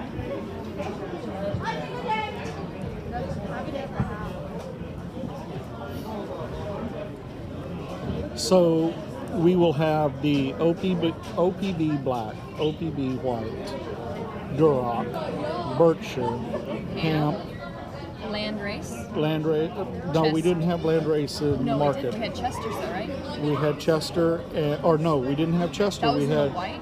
Yeah, that's OPB white. So we have York and then Cross. Yes. So there should be 7 pigs that go inside the ring. Yes. Well, there's going to be a total of 14, but 7 will be in the ring to begin with. Right, and then the 7 inside pins.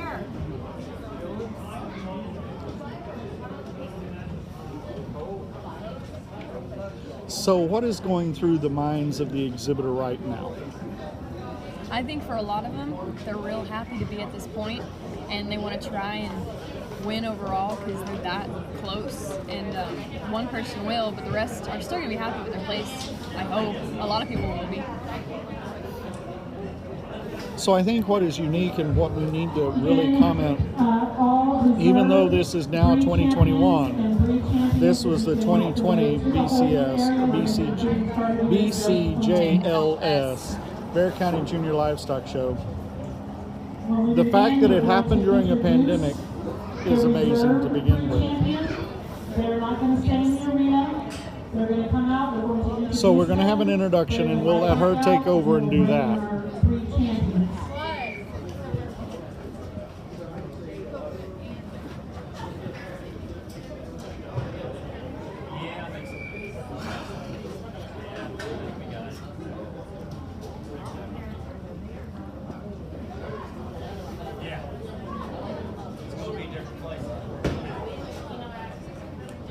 And at the conclusion of the Grand Champion Show, we will actually have showmanship.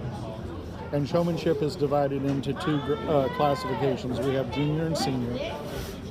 And junior will be those exhibitors that are in grades 3 through 8. And then senior will be, of course, grades 9 through 12, or seniors in high school. So, Emaleen, in the course of your showing, in at least 4 years and longer, what do you think is the greater accomplishment? Grand Champion Animal of the Show or Grand Champion Showman? They're both really big accomplishments. They're both for different reasons. If you're Grand Champion Showmanship, it shows that you've worked with your pigs, you know how to handle any pig that gets thrown at you, because at some shows you'll switch pigs with other people. Grand Champion overall shows that you have the best pig and that you know how to raise and feed. So it just depends on the person. And I think you bring up something that's very important to mention. So when we talk about Grand Champion of the Show, the pig itself is the center of attention. 90% of what happens with that event is based on that pig. Showmanship is different. It's almost like you switch roles. 90% or more of what happens in that particular competition is based on the exhibitor, not the animal. Yes. And so you're going to get to see both of those today. Now, the pig show here at Bear County Junior Livestock Show is a little bit different, and what I mean by that is they actually have an overall showmanship championship, so they will bring the breeding pig showman's champions there versus the market, and you'll have an overall showman. I think it's important too that while we're waiting for the introductions of the animals, that we say thank you to some of the very generous sponsors that have actually helped make this show possible. One of those, of course, is Seguin Cattle Company. They're located 1/4 mile north of IH-10 on Highway 46. Sale is every Wednesday at 8:30 a.m. And the Lunsman brothers, Benno, Richard, and Otto, goat and sheep sale every Wednesday at 8:30. Cattle sale is every Wednesday at 12 noon. We really want to appreciate and say thank you to Seguin Cattle Company for even making this event possible. Also, Gill's Boots and Western Wear, San Antonio's work boot headquarters, and certainly you need to have boots around here if you're going to be walking through the sand or the mud. We Fit Texas, and they're located at 4803 Rigsby Avenue. You can call them at 210-333-5241. Other sponsors include A to Z Rentals. They're located at 5981 US Highway 87 East in San Antonio, Texas. You can reach them by calling 210-648-6650. And of course, their contractor, homeowner, and party rentals. Scott O'Rear is the manager. They're your complete rental store. Give them a call. Mars Pizza and More, and we just had a slice of pizza. So if you're trying to get home and you want to have a quick meal, stop by Mars Pizza and More. They're located at 14218 Nacogdoches Road in San Antonio. Tell Renee and Martha Luan that you're thankful that they supported the 2020 Bexar County Junior Livestock Show. You can place your order, call them tonight at 210-599-7400.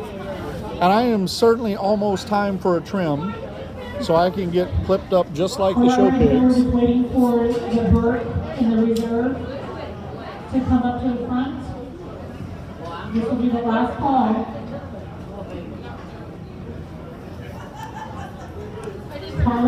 So the Hair House can help me out. You can find the Hair House at 7541 U.S. Highway 87 East in Suite 3 in China Grove, Texas. Call 210-552-4830 to make your reservation. You can also like them on Facebook so you can find the Hair House and send them a message and say thank you for supporting Bear County 2020.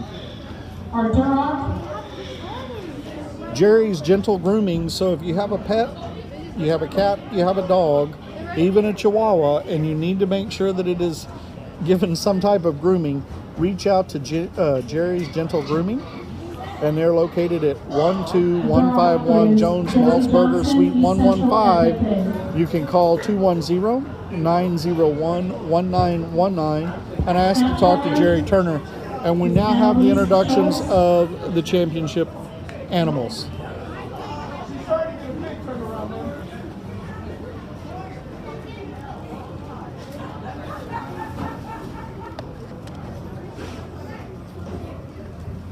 Hampshire is Emaleen Schultz, Essential FFA. White OPD is Ian Diaz.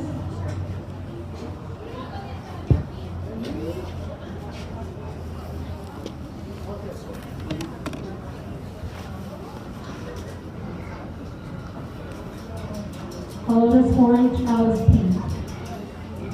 York is Cody Alonso, Essential FFA.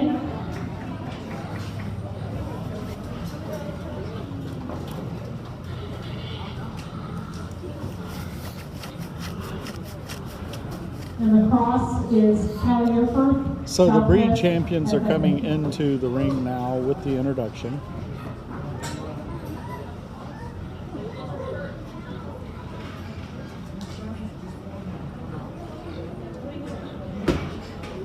They will also be introducing the reserve breed champions.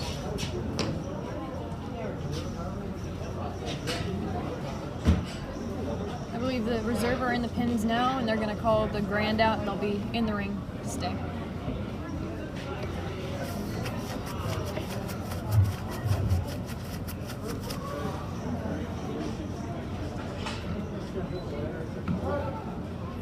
Emaleen, I know that there is limited discussion that you can have, but you have been involved in a project all show season. Can you talk about it a little bit? I'm involved in a little project, and they're highlighting us working with our pigs and how showing actually affects and helps kids, and how a whole bunch of different people can show. That's about all I can say. Well, I mean, I'm hearing that it will be airing on the Discovery Channel. It will be, yes. So look for that sometime in the near future. And my understanding is it did explore different students inside the Bear County area. Yes, it did. So Maybe Sue Bassfinder, Essential FFA. So right now your breed champions are entering the ring. It will be from this group of animals that the judge picks the overall champion. So you can understand the accomplishment here. Emily, wouldn't you say it was about 200 pig entries in the market? Yes, around 150, 200 entries. So we're about to crown the overall show champion. A lot of work has gone into this, a lot of dedication by the FFA and 4-H students. And a lot of time for everyone around. Not to mention a lot of expense, so the gate has closed, so all breed champions are now inside the arena.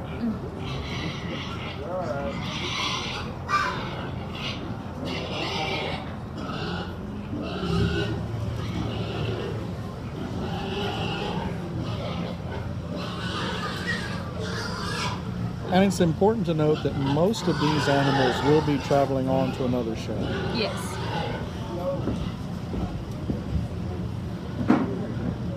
Our Grand Swine, the belt buckle, is going to be sponsored by St. Edward Feed against Franconia. If you're here, if you'd like to present it, you're more than welcome to come up. And then our reserve. So Mother Nature has made her appearance here tonight as well. Typically you can expect almost freezing temperatures during stock show weather. And Mother Nature is trying not to disappoint tonight, as temperatures have now dropped down to 46 degrees. It's almost like a long-standing tradition. Yes. If it's not cold at a stock show, something's wrong. Absolutely. And I believe the judge is ready to make his decision. So we shall turn it over to him. Well, let's give all our champions a big round of applause. A great hog show with lots of quality from top to bottom, all the way throughout. Really enjoyed going through them today. I won't waste a lot of time trying to go through and talk each one of them, but just want to thank the crew for having me out here. And please give them a big round of applause. Putting on the show in today's world is no easy feat. And kudos to those guys for getting it done and being able to have it for your county kids. That's awesome. We're planning our local one here for in the next week, so we know what they're going through, and it's not easy and it's not fun, but it's something that's necessary for our kids, and we just got to get it done. So, like I said, great set of hogs, lots of fun to sort through it, starting from the gilts all the way into the bears. Like we talked about already, like them right from the ground up. They got to be stiff, they got to be wide, they got to be proportional, they got to be muscular, and they got to tie it all together. And it's show bear look, outfitted, attractive, all those things, and I think there's several of them out here that do it. There's one out here that just does it exceptional in my opinion, and it pushes it to the next level, and just a really, really high quality kind of hog that does a lot of things very, very good. That means Cross is going to be your champion.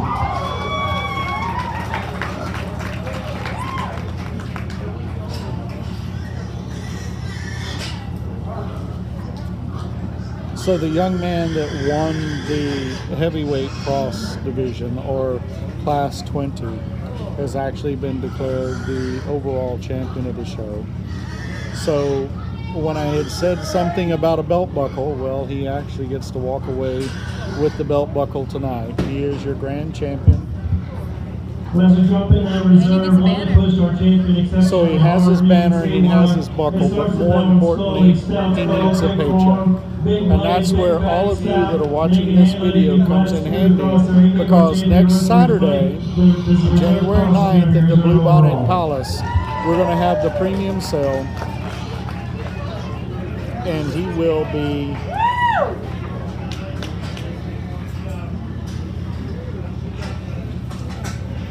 will be up for auction as the grand champion swine. And not just support him, but come out and support everyone. So we have now declared, or we have selected, not we, but the judge has selected the reserve champion.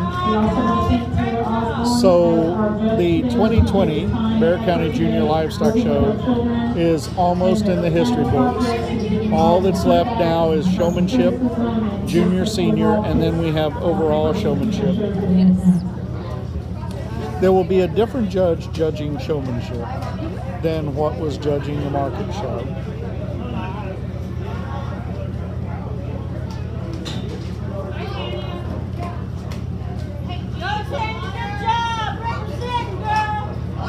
So if you happen to notice on side the video, each exhibitor had a number on their back, and that number was their showmanship number.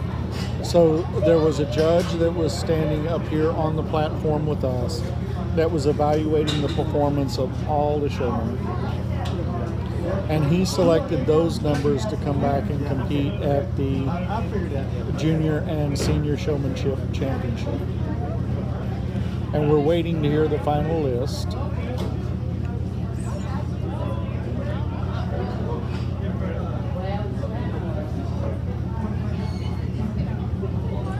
Okay, we are getting ready to start the Junior Showmanship for the Market Show.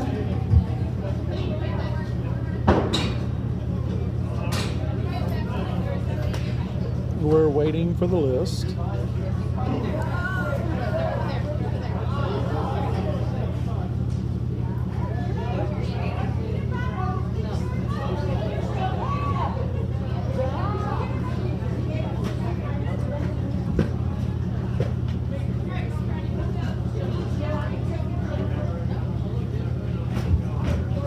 Junior Showmanship.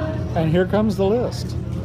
The numbers that I have for Junior Showmanship, you can start bringing your animals up to the holding area. This is for the Market Show Junior Showmanship. We have number 145, 130, 135, 123, 120, 111, 141, 132, 124, 121, 119, and 131.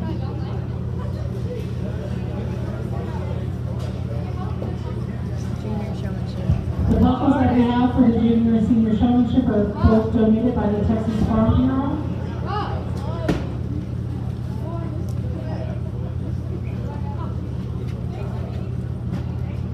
So, Emaleen, walk the audience through what's going to be consideration, what makes up Junior Showmanship?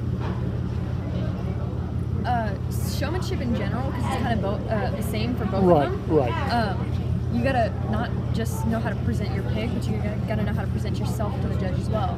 You gotta get the pig, the views and the angles that the judge wants, and you have to show come up to the holding area with a good ring presence in the ring. Like you can't hit another person's pig with your whip. You gotta keep your space from other people. Keep your space from the judge. It's just like respect in the ring. Well, and one of the things that we want to talk about is it's important to keep the animal between you and the judge at all times. 132. You also want to make sure that you keep eye contact with the judge at all times. And then head needs to be up constantly. 131. But here, the judge may act as if he is judging the animal, but it's really not about the animal, it's about these It's about the exhibitors. students and the views the students give the judge easily. Right. And we see some competitors that are getting ready to enter. Now, Emily, it's going to be very interesting to see if he does like the market judge. And what I mean by that is having them come in one at a time. I believe he will, so then he can see if the showman will give the first look like you're supposed to with the head up, then walking straight out, and then turning.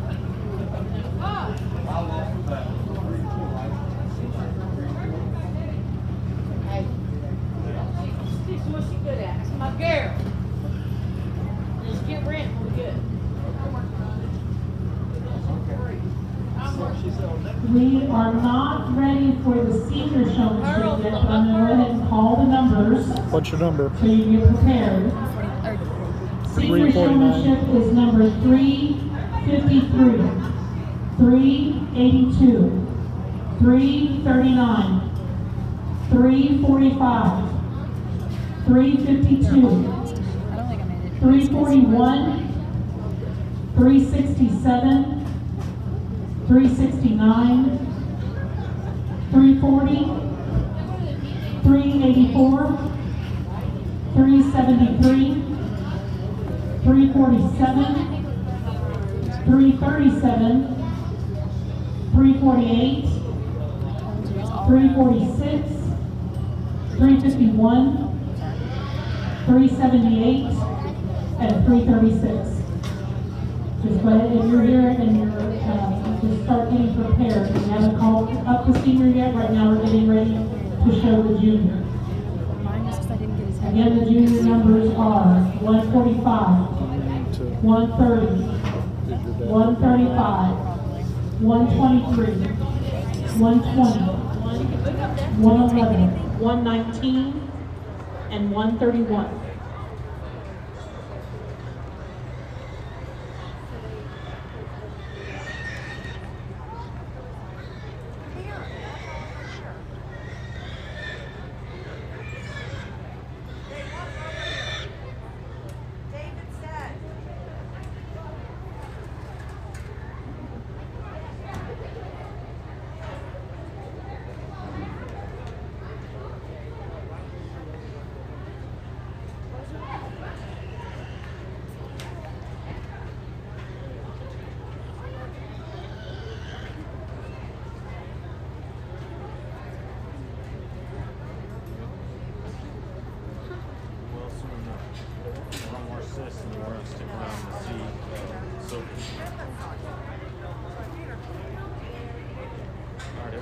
Started. Clark, started.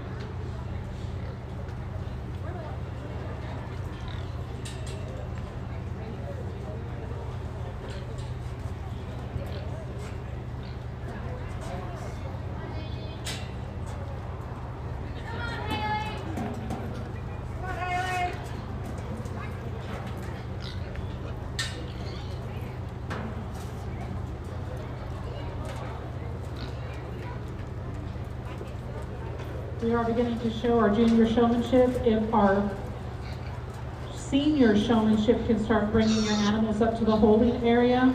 Again, those numbers are 353, 382, 339, 345, 352, 341,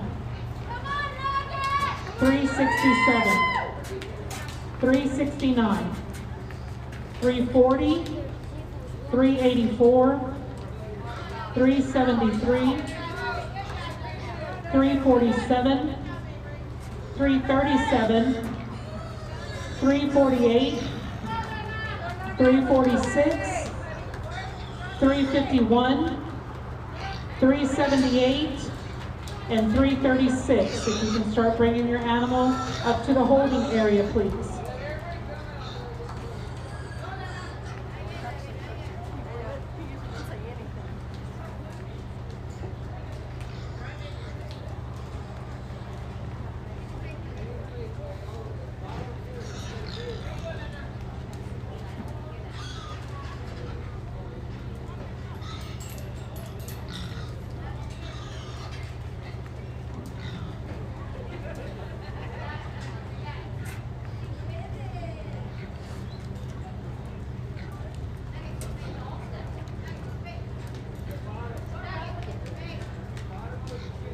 You got this, Grant. Stick with it.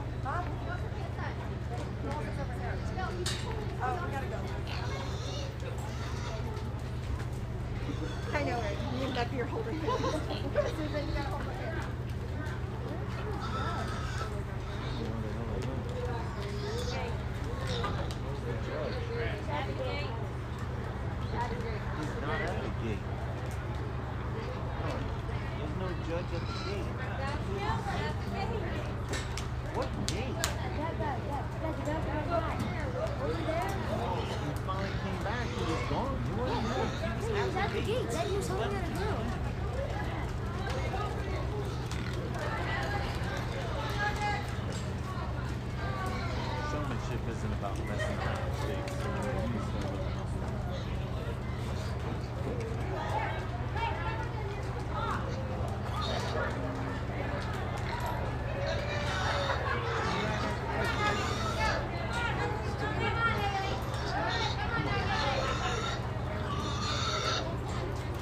There you go. Way to be. Way to be. Calm the pig down. Calm it down.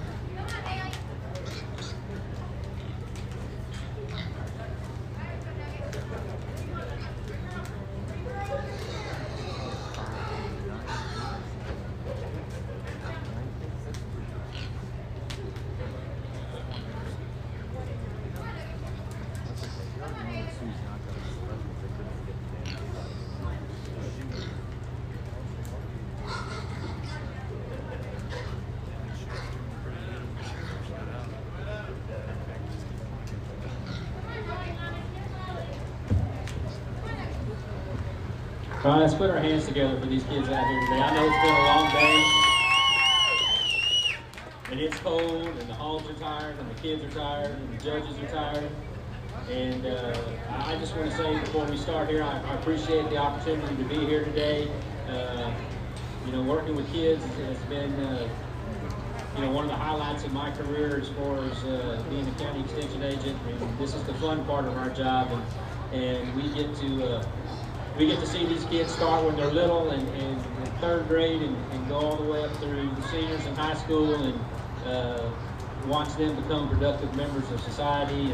And y'all are all to be commended for being a part of these two great organizations, 4-H and FFA, and having the responsibility of raising these animals and showing them and making yourselves proud, making your parents proud.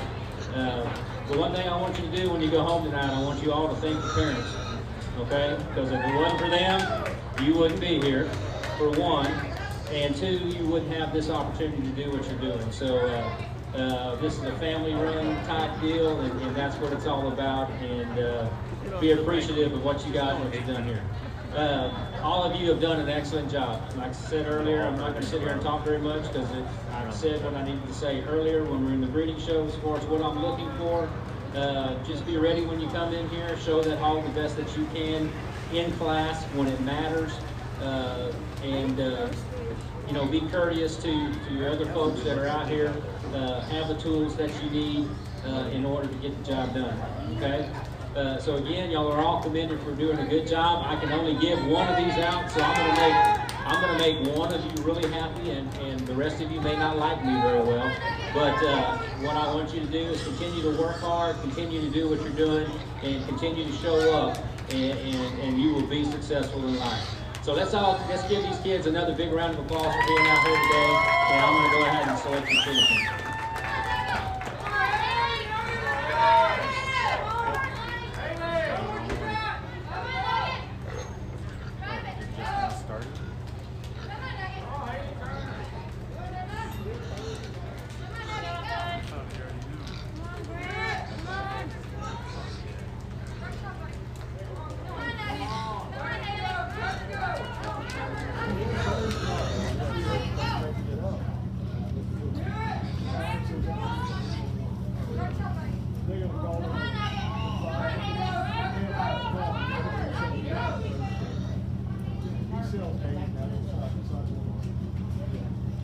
So we're moments away from having the junior showmanship. And there he is selected. So as we stressed earlier, showmanship is about the individual and not about the animal. And so the junior showmanship has been crowned in the market swine. Up next will be the senior showmanship. The Pelotas 4-H. Congratulations.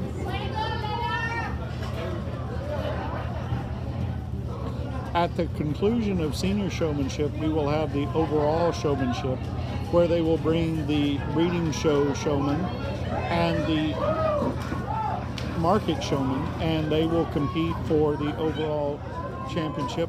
Congratulations to the young people, and we're moments away from the start of the senior, and we'll be back with you shortly.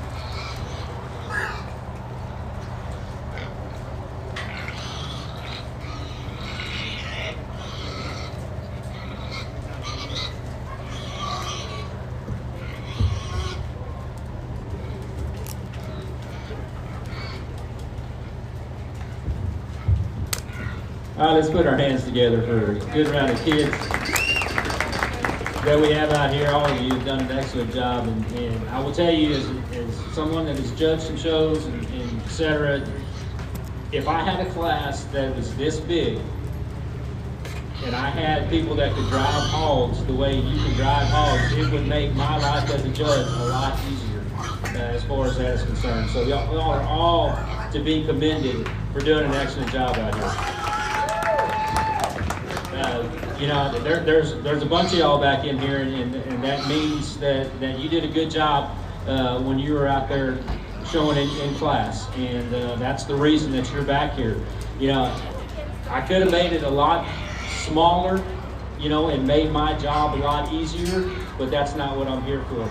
We're here to try to recognize you for doing a good job out here today, and all of you have done an excellent job, and you should be commended for doing so.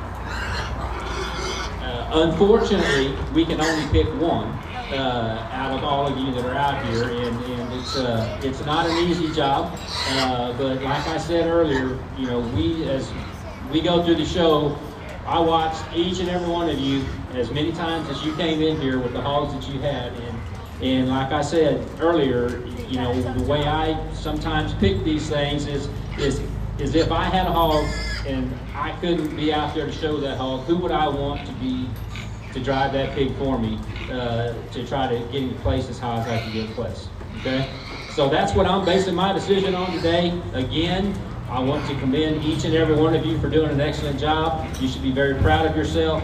Parents should be proud of your kids. And once again, kids, when you go home, thank your parents for giving you this opportunity. So with that being said, I'm going to go out and pick our champion senior and showman. But again, all of you commended for doing an excellent job out here today.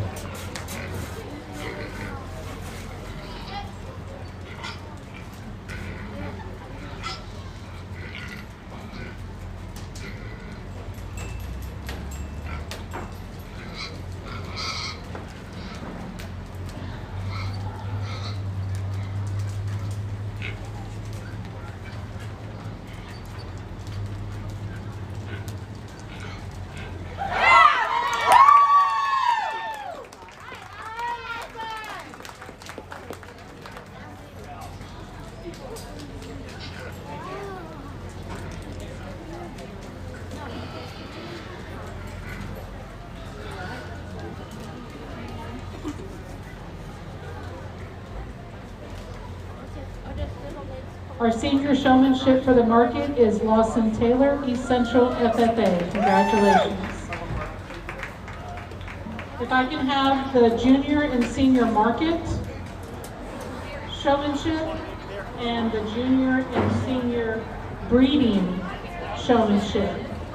You can come on up into the holding area for the overall showmanship.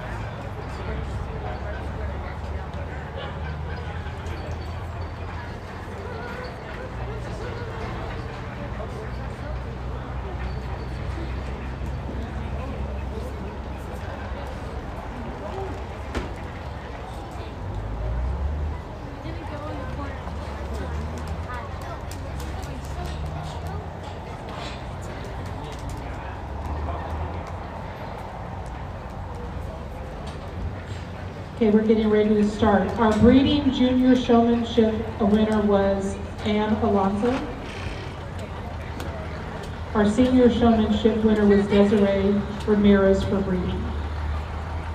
In our market junior showmanship, we had Haley Bratton, Lotus 4-H.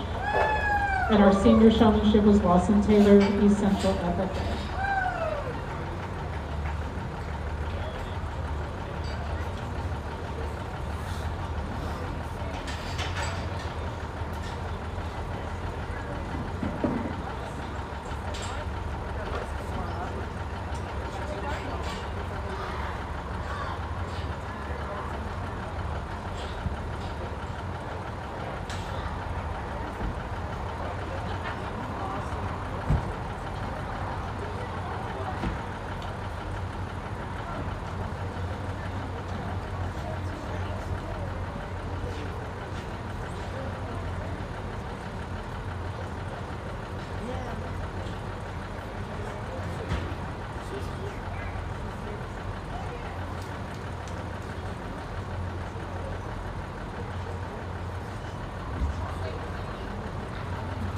Okay, in the arena for the overall showmanship, we have our 2 breeding, junior and senior, but in the market, we need Haley Bratton, Helotus 4-H, and Lawson Taylor, East Central FFA.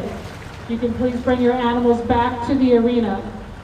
We are getting ready to do the overall showmanship. Again, if we can have Haley Bratton and Lawson Taylor come back to the arena.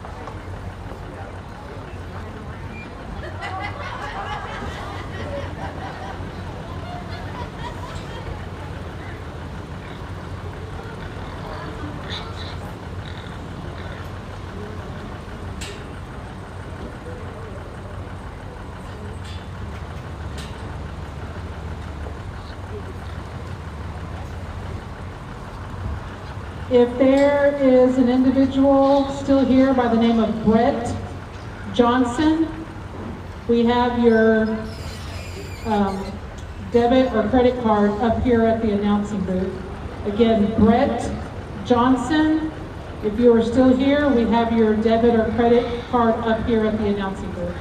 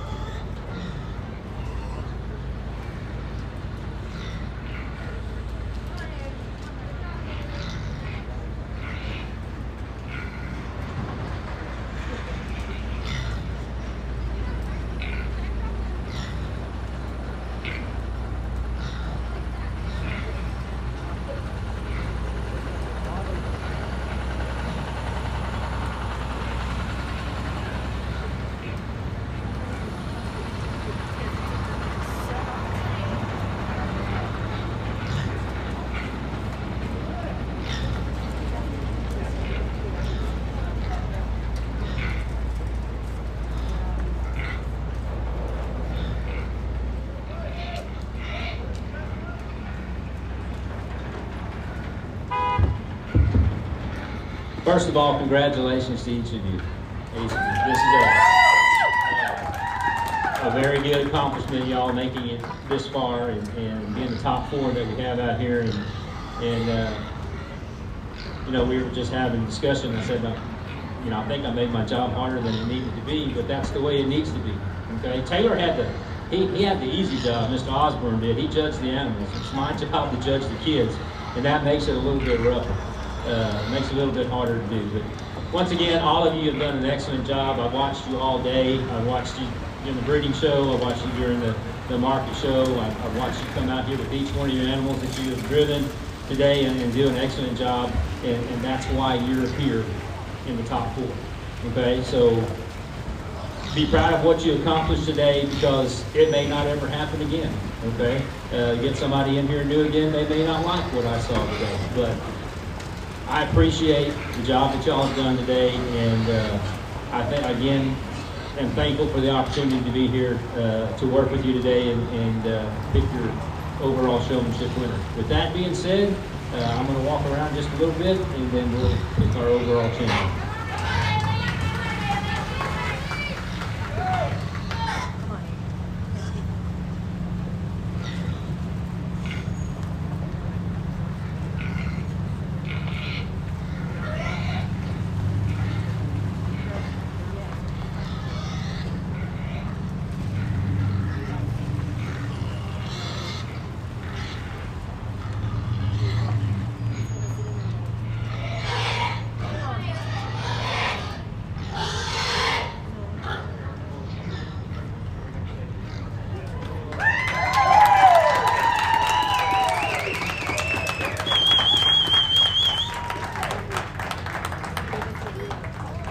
Our overall showmanship winner this evening is Desiree Ramirez, Southwest FFA. Congratulations.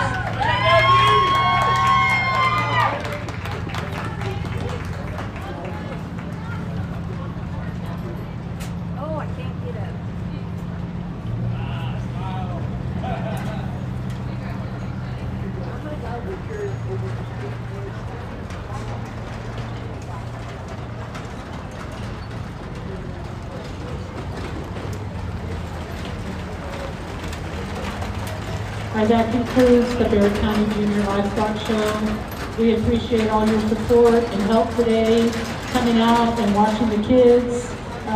Again, safe travels to everyone going home, and we'll see you next year.